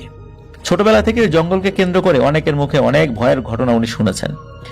তো এত কিছুর চিন্তা মাথায় আসতেই ওনার শরীরে ভয়ের একটা হিম শীতল স্রোত বয়ে গেল। দাঁড়িয়ে গেল ওনার শরীরের প্রত্যেকটা লোম। জামিল কাকা একবার ভাবলেন আশেপাশে কোনো বাড়ির কাউকে ডাক দিবেন কি দিবেন না, ডাক দিয়ে বলবেন যে তাকে এই জঙ্গলটি পার করে দিতে। আবার ভাবলেন এই মধ্যরাতে কেই বা আসবে তাকে এগিয়ে দেওয়ার জন্য, সকলে হয়তো ঘুমিয়ে পড়েছে। আবার এত রাত্রে কাউকে ডাক দিলে তারা বিরক্ত হবেন কিনা, এই 7-5 ভেবে কাউকে উনি আর ডাকলেন না। আবার কাউকে ডাকার কথা ভেবে একটু লজ্জাও পেলেন। তো জামিল কাকা ভয় কাটানোর জন্য মনে মনে নিজেকে এই বলে সাহস দিতে লাগলেন, আরে ছেলে মানুষ আবার ভয় কিসের। কিন্তু উনি কিন্তু এটা জানেন, ভয় কি আর ছেলে মেয়ে মানে? ভয় লাগলে তো যে কারো লাগতে পারে। তো মনে মনে কি করবেন এসব ভাবতে ভাবতে শেষবারের মতো বুক ভরে শ্বাস নিয়ে আল্লাহর উপর ভরসা করে একবার পেছন দিকে ঘুরে তাকালেন যদি কেউ আসে। পেছন দিকে তাকিয়ে উনি দেখতে পান দূর থেকে অন্ধকার ভেদ করে কেউ যেন হেঁটে হেঁটে এগিয়ে আসছে তার দিকে। জামিল কাকা তাকে দেখে ভয় না পেয়ে মনে হলো উনি ওনার ধরে প্রাণ ফেরত পেলেন। 1 পা 2 পা করে কাছে আসতে উনি দেখলেন যে আরে এ তো আর কেউ না, তার বন্ধু রবিউল। মুহূর্তে উনি খুশিতে আত্মহারা হয়ে পড়লেন। এ খুশি যেন পৃথিবীর সমস্ত খুশিকেই নিমেষে হার মানিয়ে ফেলতে পারে, এমন একটা অবস্থা। রবিউল কাছে আসতেই জামিল কাকা তাকে বললো, আরে রবিউল তুই ছিলি কই? তোকে তো কত খুঁজলাম, কোথাও তো পেলাম না। তোর জন্য মেলায় কতক্ষণ অপেক্ষাও করলাম, তাও তোর দেখা না পেয়ে শেষ পর্যন্ত একাই চলে আসতে বাধ্য হলাম। এখান থেকে আর যেতে পারছিলাম না, খুব ভয় লাগছিল। যাই হোক, তোর সাথে রাস্তায় দেখা হয়ে গেল, ভালোই হলো। এই বলে রবিউলকে সাথে নিয়ে উনি হাঁটা শুরু করলেন। তো জামিল কাকা হাঁটতে হাঁটতে একটা বিষয় লক্ষ্য করলেন যে ওনার বন্ধু রবিউল কোনো কথা বলছে না, চুপচাপ হেঁটে চলছে। তো জামিল কাকা তাকে জিজ্ঞেস করে, কি রে, যাত্রাপালা কি শেষ হয়েছে? তুই কি পুরো যাত্রাপালা দেখে এসেছিস? আমি তো গোলমালের কারণে পরে বের হয়ে গেলাম, ভিতরে কি হয়েছে পরে তার দেখি নেই। এ কথার উত্তরে রবিউল কিছুই বলে না। তো জামিল কাকাও আর কিছু বললেন না, রবিউলও কিছু বলছে না। এভাবে খানিকটা পথ এগিয়ে যাওয়ার পর জামিল কাকার ওয়াশরুমে যাওয়ার দরকার হয়। এখন আশেপাশে তার ওয়াশরুম নাই, কোন একটা জায়গায় দাঁড়িয়ে কাজটা করতে হবে বা বসে কাজটা করতে হবে। তো হালকা চাপ ছিল ওনার। তো তখন জামিল কাকা ওই রবিউলকে বলে, রবিউল একটু দাঁড়া, আমি একটু জরুরত সেরে আসি। উনি খেয়াল করেন রবিউলকে উনি বললেন যে তুই একটু দাঁড়া, কিন্তু রবিউল না থেমে মনে হচ্ছে সামনে হেঁটেই চলছে। তো জামিল কাকা আবারও তাকে ডাক দেবেন, হ্যাঁ রবিউল একটু দাঁড়া না রে ভাই, আমি একা ভয় পাবো তো। তো তখন এই জামিল কাকা চিন্তা করলেন আমাকে একটু দ্রুত ফ্রেশ হতে হবে। তো এই চিন্তা করে উনি ফ্রেশ হবেন, তারপর আবার রবিউলের দিকে তাকিয়েছেন, রবিউল কি আসলে দাঁড়ালো না চলে গেল। তখন উনি দেখেন যে আরে রবিউল তো নাই, রবিউলকে তো কোথাও দেখা যাচ্ছে না। সামনে পিছনে যতদূর চোখ যায় রবিউলকে তো দেখা যায় না। এত কম সময়, মাত্র 2-3 সেকেন্ডের ব্যবধানে একটা জলজান্ত মানুষ হঠাৎ করে চোখের পলকে কোথায় চলে গেল। তো জামিল কাকা একবার ভাবলেন রবিউল হয়তো ওনার সাথে মজা করছে, কেননা এরকম মজা সে এর আগেও অনেকবারই করেছে। তাই তিনি রবিউলের নাম ধরে কয়েকবার ডাক দিলেন, কিন্তু রবিউল কোথায়? কোনো সারা শব্দ নাই তার, মনে হচ্ছে কোথাও তার কোনো অস্তিত্বই নাই। তখনই হঠাৎ আবার কেমন যেন একটা অজানা ভয়ে বুকের ভেতরটা ধক করে ওঠে জামিল কাকার। ওনার জন্য সামনে কি অপেক্ষা করছে তা হয়তো উনি আন্দাজও করতে পারেন নাই। এমন ঘটনায় জামিল কাকা পুরোই ভেবাচাকা খেয়ে যান। ওনার সাথে যা ঘটছে সেটা কি কল্পনা নাকি বাস্তব সেটা উনি বুঝে উঠতে পারছিলেন না। সব যেন কেমন গুলিয়ে যাচ্ছে ওনার কাছে। তিনি আর তেমন কিছু না ভেবে ভয়ে ভয়ে আল্লাহর নাম নিয়ে ডানে বায়ে না তাকিয়ে সোজা দৌড়াতে শুরু করেন, মানে একদম সামনের দিকে দৌড়। দৌড়াতে দৌড়াতে হঠাৎ ওনার দূর থেকেই এক পলকের জন্য চোখ যায় সামনে সেই তেঁতুল গাছের উপরে। জামিল কাকা দূর থেকে এক ঝলকের জন্য মানে দেখে তেমন কিছু বুঝতে পারলেন না। আর একটু কাছে আসতে নিজের অজান্তেই আবার চোখ যায় সেদিকে। এবার উনি ভালোভাবে লক্ষ্য করতে পারলেন। উনি দেখতে পান ধপধপে সাদা কাপড় পরা একটা লাশের মতো অবয়ব গাছের ডালে দড়িতে ফাঁস দেওয়া অবস্থায় ঝুলছে। যতটুকু বোঝা যাচ্ছিল মুখটা ছিল ফ্যাকাশে সাদা সাদা, চোখের কোটরে মনে হচ্ছিল কোনো চোখ নাই, কিন্তু ওনার কাছে মনে হচ্ছিল ওই লাশটির নজর যেন তার দিকেই রয়েছে, আর এক হাত সমান জিহবা বের করে ঝুলে আছে সামনের দিকে। কি বিভৎস সেই চেহারা! এমন একটি দৃশ্য দেখে সেখানে একটা সুস্থ স্বাভাবিক মানুষ যে স্থির থাকবে, এটা কিন্তু কোনোভাবেই সম্ভব নয় প্রিয় লিসেনার্স। এমন বিভৎস দৃশ্য একবার যে দেখবে সে কখনোই কিন্তু দ্বিতীয়বার সেই দৃশ্য দেখতে চাইবে না। আর জামিল কাকা তো তখন ছিলেন 16-17 বছর বয়সে একজন কিশোর। ওনার জায়গায় যদি আমরা নিজেকে একবার দাঁড় করিয়ে দেখি, তাহলে বুঝতে পারবো উনি কি ভয়টা ওই সময় পেয়েছিলেন। তো উনি এই দৃশ্য দেখে সঙ্গে সঙ্গে এমন কলিজা ওনার কেঁপে ওঠে, মনে হচ্ছে কলিজাটা বুকটা ভেদ করে বের হয়ে যাবে, মানে বুক ফেটে বের হয়ে যাবে। উনি তো পরিমরি করে দৌড়ের গতি আরো বাড়িয়ে একটু এগিয়ে যেতেই এমন সময় পেছন থেকে তার কানে ভেসে আসে রক্তহীন করে একটা কর্কশ কণ্ঠ, আর মনে হচ্ছিল একটা পৈশাচিক হাসির শব্দ। তার প্রাণ এবার যায় যায় অবস্থা, তবুও তার সেই দৌড় কোনো মতেই কিন্তু থামবার নয়। ওই মুহূর্তে তিনি যে তার প্রাণটা হাতে নিয়ে প্রাণপণে দৌড়াচ্ছেন আর এক মনে ডেকে চলছেন আল্লাহকে, মনে মনে আল্লাহর নাম নিচ্ছেন আর বলছেন আজকে বেঁচে গেলে জীবনে আর কোনোদিন রাত করে বাড়িতে ফিরবো না। তো এভাবে দৌড়াতে দৌড়াতে একটা সময় উনি ওই জঙ্গলটা পার করে চলে আসেন এবং তার পাশে থাকা ওই পারিবারিক কবরস্থানকে পার করে চলে আসেন। তো উনি সামনেই দেখতে পেলেন বাজারের ভেতর একটি দোকানের সামনের দিকে আলো জ্বলছে।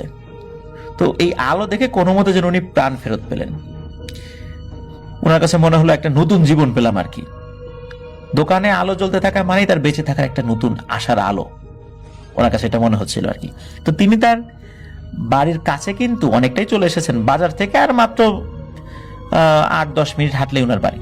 তো ক্লান্ত শরীর নিয়ে সামনে এগিয়ে গিয়ে ধপ করে বসে পড়লেন একটা দোকানের বেঞ্চের উপরে। মোটামুটি একটা স্বস্তির দীর্ঘশ্বাস ছাড়লেন আর কি। ওই সময় কিন্তু হেঁটে চলার মতো বিন্দু মাত্র শক্তি তার শরীরে ছিল না, সারা শরীর ঘেমে ভিজে একাকার। রাত তখন ঠিক কয়টা বাজে ঠিক আন্দাজ করতে পারেন নাই তিনি, তবে অনুমান করলেন বাজে হয়তো 12:30 মতো বা 1টা বাজতে পারে। তো কিছুক্ষণ হাঁপ ছেড়ে শরীরের ঘাম শুকাতেই উঠে দাঁড়িয়ে আবার হাঁটতে উদ্যত হলেন তিনি। তো জামিল কাকা মনে মনে ভেবেছিলেন যাক বাড়ির কাছে চলে এসেছি, আর মনে হয় কোনো সমস্যা হবে না। তো নিয়তি আসলে কি রেখেছে আমাদের জন্য এটা তো আমরা কেউ জানি না, তাই না? কে জানতো তার জন্য সামনে আরো ভয়ানক কিছু অপেক্ষা করছে। বাজারের পূর্ব পশ্চিম দিকে চলে গেছে মেইন রোড। বাজারের পশ্চিম দিকে কিছুটা দূরে কয়েকটা ঘরবাড়ি থাকলেও পূর্ব দিকে অবশ্য কোনো ঘরবাড়ি নেই, প্রায় 1-1.5 কিলোমিটারের মধ্যে। তো আর কোনো ভয় নেই মনে করে জামিল কাকা হাঁটছিলেন রাস্তার এক পাশ ধরে। রাস্তার দুই পাশে বড় বড় কড়ই গাছ আর তার দুই পাশে ফাঁকা মাঠ। মাঠের দিকে যতদূর চোখ যায় ততদূর শুধু ধু ধু করছে। কড়ই গাছের পাতার ফাঁকা দিয়ে হালকা চাঁদের আলো মাঝে মাঝে উকি দিচ্ছে। তো উনি তো এসে পড়েছেন রাস্তার উপর, আবার কোনো কোনো জায়গায় কিন্তু ছোপ ছোপ অন্ধকারও আছে। আশেপাশে নেই কোনো সারা শব্দ, চারদিকে শুনশান নীরবতা। মাঝে মাঝে অবশ্য ঝিঝি পোকার ডাক এটা ভেসে আসছে, আর হালকা বাতাসে এই কড়ই গাছের পাকা ফলের ঝনঝন শব্দও কিন্তু উনি পাচ্ছিলেন।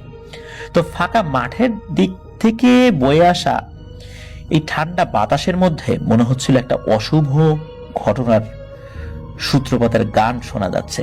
এভাবে কিছুটা পথ আসতেই সামনে পড়ে একটা ছোট কালভার্ট। দূর থেকে কালভার্টের উপরে সাদা কিছু একটার অস্তিত্ব এটা টের পেলেন জামিল কাকা। ভয় যেন তাকে আরো জেগে বসলো। এমনিতেও তো চারদিকে খালি ভয়ের পরিবেশ, প্রতিটা মুহূর্তেই ভয়ের পরিবেশ সৃষ্টি হচ্ছে। উনিও ভয় পাচ্ছিলেন। তো শরীরটা তো আবারও ঝাঁকিয়ে দিয়ে উঠলো ওই সাদা একটা অবয়ব দেখে। আবারও তো ভয়ে ওনার শরীরের সমস্ত লোম দাঁড়িয়ে গেল। এদিকে ভয় না পাওয়ার জন্য জামিল কাকা নিজের মনকে সান্ত্বনা দিতে লাগলেন আর চিন্তা করেন এটা মনে হয় কোনো সাদা কাগজ টাগজ কিছু একটা হবে, বড় কোনো পলিথিন হবে, এরকম কিছু একটা, তো নয়তো হতে পারে কোনো এরকম অন্য কিছু। তো এই চিন্তা করে এক পা দু পা করে সামনের দিকে এগোচ্ছেন। এইভাবে আরেকটু সামনে এগিয়ে এসে ভালোভাবে তাকাতেই আবার ওনার বুকের ভিতরে ধরাস করে উঠল। তিনি দেখতে পেলেন সাদা কাপড়ে মোড়ানো একটি লাশ পড়ে আছে তার সামনে। লাশটার মুখ খোলা, মুখটা ফ্যাকাশে, কোটরে কোনো চোখ নেই, জিহবাটা বের হয়ে চোয়াল বেয়ে পড়ে আছে মাটিতে, এত বড় জিহবা। ওনার আর বুঝতে বাকি রইল না যে এইটাই সেই লাশ যেটা উনি একটু আগে ওই জঙ্গলে তেঁতুল গাছে ঝুলে থাকতে এসেছেন। এইটা দেখে ওনার প্রাণটা আবারও বেরিয়ে যাওয়ার উপক্রম হলো। জামিল কাকা আল্লাহর নাম নিয়ে কোনো মতে লাশটিকে পাশ কাটিয়ে আবার প্রাণপণে ছুটতে লাগলেন সামনের দিকে। আবারও পেছন থেকে ভেসে আসলো কর্কশ কণ্ঠ জড়িত একটা পৈশাচিক অট্টহাসির শব্দ। তো দৌড়ে কিছুটা পথ আসতেই জামিল কাকা খেয়াল করলেন সেই হাসির শব্দটা শোনা যাচ্ছে না। তবে হঠাৎ একসময় দৌড়াতে দৌড়াতে এক মুহূর্তের জন্য ওনার কাছে মনে হলো কেমন যেন আলাদা একটা শব্দ আসছে পেছন থেকে। উনি কি মনে করে দৌড়ের উপর একবার পেছন দিকে ঘুরে তাকান, আর উনি যেটা দেখতে পান সেটা দেখার জন্য উনি মোটেও প্রস্তুত ছিলেন না। তিনি দেখলেন ওই লাশটি তার পেছন পেছন মাটিতে গড়িয়ে গড়িয়ে ধেয়ে আসছে ওনার দিকে। এবার মনে হলো সত্যি উনি মারা পড়বেন। আজকে হয়তো তার জীবনের শেষ সময় চলে এসেছে। ভয়ের পরিমাণটা যখন চূড়ান্ত মাত্রায়, তখন আর উনি সহ্য করতে না পেরে চিৎকার করে কেঁদে উঠলেন। তবুও এক বিন্দু পরিমাণ বাঁচার আশা নিয়ে হন্তদন্ত হয়ে প্রাণপণে কিন্তু উনি দৌড়াচ্ছেন। কিন্তু ওনার মনে হচ্ছিল পথ আর শেষ হচ্ছে না, অথচ ওনার বাড়িটা কিন্তু ওখান থেকে খুব বেশি দূরে না। এদিকে দৌড়ানো কিন্তু আর বিন্দু মাত্র শক্তি নেই তার শরীরে। ওনার কাছে মনে হচ্ছিল এখনই উনি মুখ থবড়ে পড়ে যাবেন আর ওই জিনিসটা এসে তাকে চেপে ধরবে। কিন্তু তবুও হার মানলে তো চলবে না। উনি ভাবছেন যে কোনো ভাবে হোক আজকে তাকে বাঁচতে হবে। এইভাবে দৌড়াতে দৌড়াতে একসময় উনি দূরে দেখতে পেলেন সামনে থেকে আলো নিয়ে কেউ একজন তার দিকেই আসছে। তো উনি তখন আর নিজেকে ধরে রাখতে না পেরে সামনে থাকা ওই লোকটির কাছে গিয়ে চিৎকার করে হুমড়ি খেয়ে পড়ে যান। এরপর ওনার আর কিছু মনে নাই। তো জামিল কাকার যখন জ্ঞান ফেরে তখন কিন্তু পরের দিন দুপুরবেলা হয়ে গেছে। জ্ঞান ফিরতেই জামিল কাকা তো ভয়ে জড়সড় হয়ে ওনার মাকে জড়িয়ে ধরেন, কারণ উনি দেখেন উনি ওনার বাড়িতে। আর চোখ বন্ধ করে ওর মাকে বলেন যে ও আমাকে মেরে ফেলবে, আমাকে বাঁচাও বাঁচাও। তো ওনার মা ওনাকে জিজ্ঞেস করেন কে মারবে তোকে? তখন আর উনি কোনো উত্তর দিতে পারেন না, কারণ ওই সময় উনি আসলে ওই ভয়ের যেই একটা চূড়ান্ত প্রভাব তার ভিতরে পড়েছিল ওটা থেকে তখনও বের হয়ে আসতে পারেন নাই। উনি তো কান্নাকাটি করছিলেন, জোরে জোরে নিঃশ্বাস নিতে ছিলেন আর কি ওই সময়। তো ওই দিন সকালবেলা রবিউল কিন্তু এসেছিল জামিল কাকার বাড়িতে তার খোঁজ খবর নিতে। তো রবিউল এসে দেখেন যে জামিল কাকা তখনও কিন্তু অজ্ঞান হয়ে পড়ে আছে। তো জামিল কাকার এমন অবস্থা কি করে হলো এটা জিজ্ঞেস করলো। তো উল্টো তখন এই জামিল কাকার মা রবিউলকে বললো কালকে তো তোরা দুইজন একসাথে মেলায় গেছিলি, তাহলে একসাথে আসিস নাই কেন? তখন রবিউল ওই যে মেলায় যেটা হয়েছিল কিভাবে একে অপরের থেকে আলাদা হয়ে গেছে সেটা বলে। এরপর যখন ওই জামিল কাকা উনি যখন সেন্সে ফেরত আসেন, মানে তার যখন জ্ঞান ফেরে, এরপর থেকে ওনার ভিতরে পাগলামি শুরু হয়। পাগলের মতো ছুটাছুটি করার চেষ্টা করে, কেউ তাকে ধরে রাখতে পারছে না। একটা পর্যায়ে ওনার বাবা ওনাকে শক্ত করে ধরেন। তিনি উপরের দিকে আঙ্গুল দেখিয়ে বলেন যে ও আমাকে মেরে ফেলবে, ওকে তাড়িয়ে দাও, ও আমাকে মারতে আসছে, এরকম করে বলছিল আর কি। তো জামিল কাকার সব পাগলামি দেখে ওনার বাবা আর দেরি করেন নাই, দ্রুত এলাকার একজন নামকরা কবিরাজকে ডেকে আনেন। তো কবিরাজটির নাম সঙ্গত কারণে উল্লেখ করেন নাই। তো এলাকায় কবিরাজ হিসাবে ওনার নাকি বেশ ভালোই নাম ডাক আছে বা এখনো উনি পরিচিত। তো তিনি কবিরাজি বিদ্যা জানলেও ওনার মূল পেশা ছিল আসলে ভ্যান চালানো, তাই উনি ভ্যান চালিয়ে ওনার জীবিকা নির্বাহ করতেন আর পাশাপাশি কবিরাজি করতেন, তা দিয়ে সংসার চালাতেন। যাই হোক, কবিরাজ এসেছেন, তিনি এসে জামিল কাকাকে দেখেন আর জামিল কাকার পাগলামি কিন্তু থামছে না। এরপর জামিল কাকাকে বিছানার উপর বসিয়ে কয়েকজন মিলে জামিল কাকাকে শক্ত করে ধরে রাখেন। 3-4 জন মিলেও এই কিশোর জামিল কাকাকে ধরে রাখতে পারছিল না। ওদিকে কবিরাজ তার মতো করে রিচুয়াল করতে থাকেন। কবিরাজ প্রথমে জামিল কাকার ভেতরে থাকা জিনটাকে হাজির করেন, এরপর জিজ্ঞেস করে তার নাম কি আর কোথা থেকে এসেছে। তো এসব জিজ্ঞেস করে সে কিছুই বলে না, চুপ করে বসে থাকে। এভাবে বেশ কয়েকবার জিজ্ঞেস করার পরেও কবিরাজ যখন দেখলেন কোনো কাজ হচ্ছে না, তখন তিনি একটি গ্লাসে পানি নিয়ে দোয়া দরুদ পরে ফু দিয়ে তাকে খেতে বললে তখন সে কিছু বলে না, খায়ও না, শুধু মাথা নিচু করে বসে থাকে।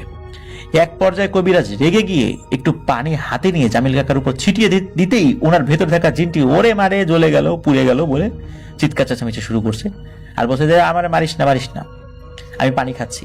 এই বলে সে পানির গ্লাস হাতে নিয়ে মুখে দিতেই জামিল কাকার মুখ বাঁকা হয়ে গেল, খুব বিকৃত হয়ে গেল অনেকটা।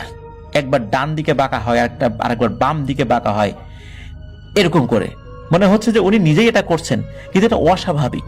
এটা আসলে কোনো মানুষ স্বাভাবিকভাবে এটা করতে পারে না। যাই হোক, ওইদিকে কবিরাজ বলে, এই বল তুই কে, আর কোথা থেকে এসেছিস, আর কেনই বা এই ছেলের উপর ভর করেছিস?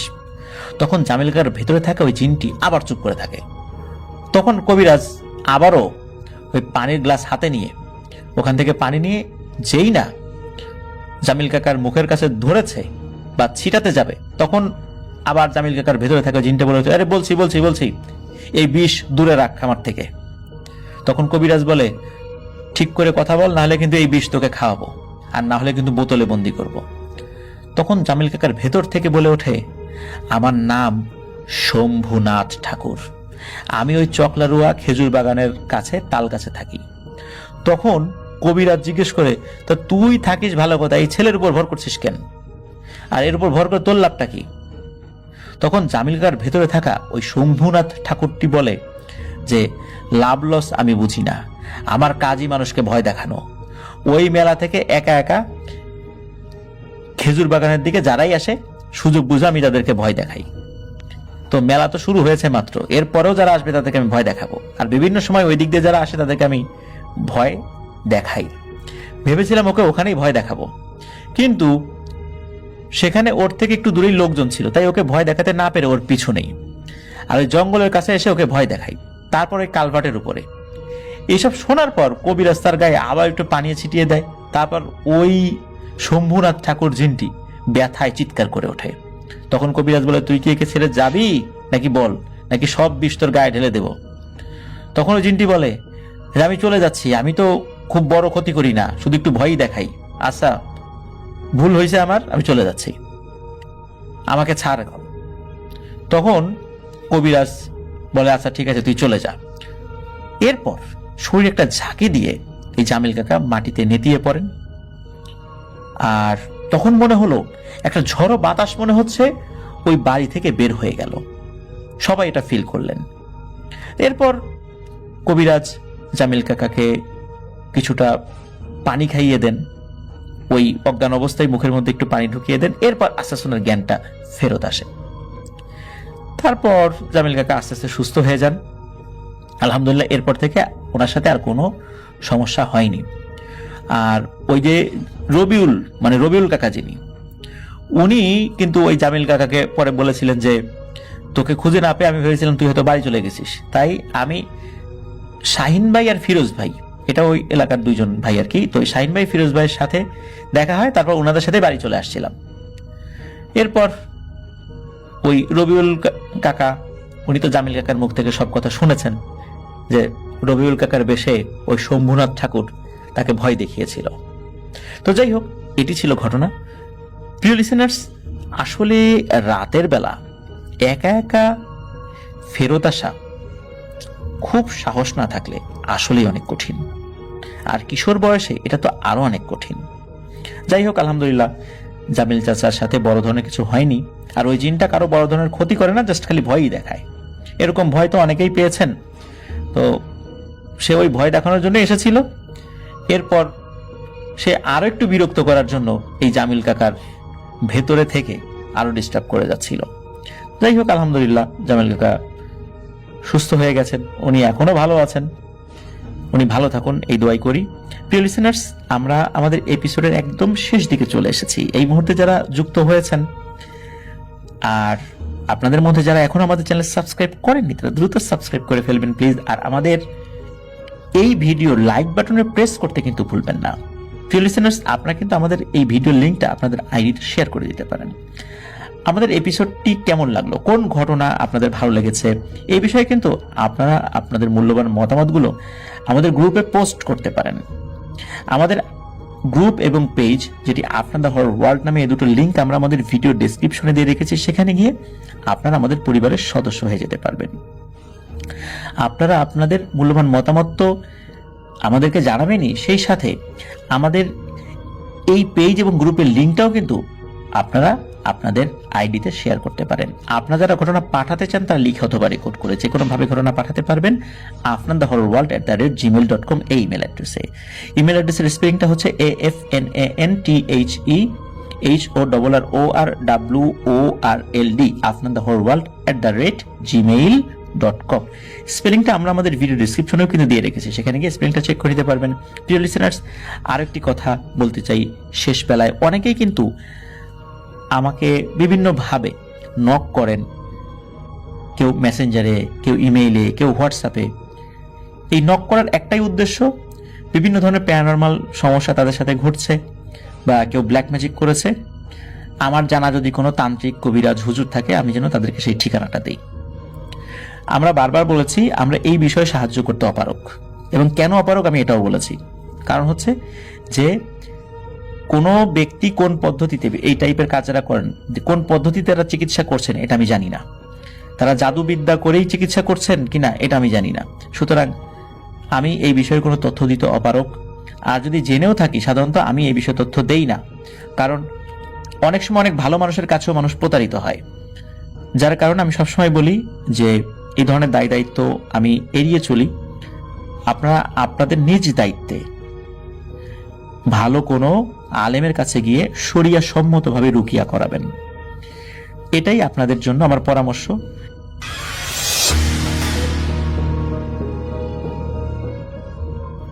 হ্যালো লিসেনার, আসসালামু আলাইকুম।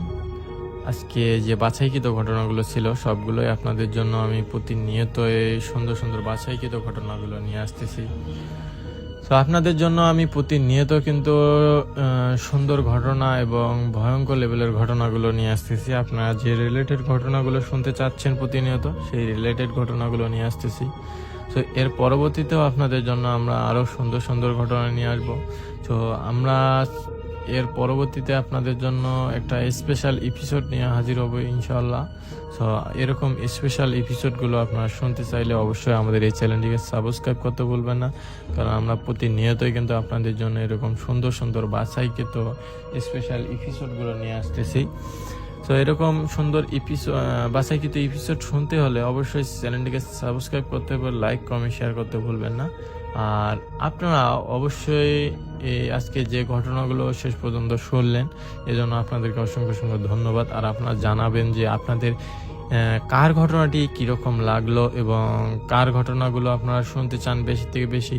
এই ঘটনাগুলো আমাদেরকে কমেন্ট সেকশনে জানাবেন, যাতে আমরা বুঝতে পারি যে আপনাদের এই রিলেটেড ঘটনা এবং এর ঘটনাগুলো ভালো লাগে। সো এইরকম রিলেটেড ঘটনাগুলো আপনাদের মাঝে আমরা হাজির করাতে চেষ্টা করব। তো এর পরবর্তীতে আপনাদের জন্য আরও সুন্দর এপিসোড নিয়ে হাজির হবো ইনশাল্লাহ।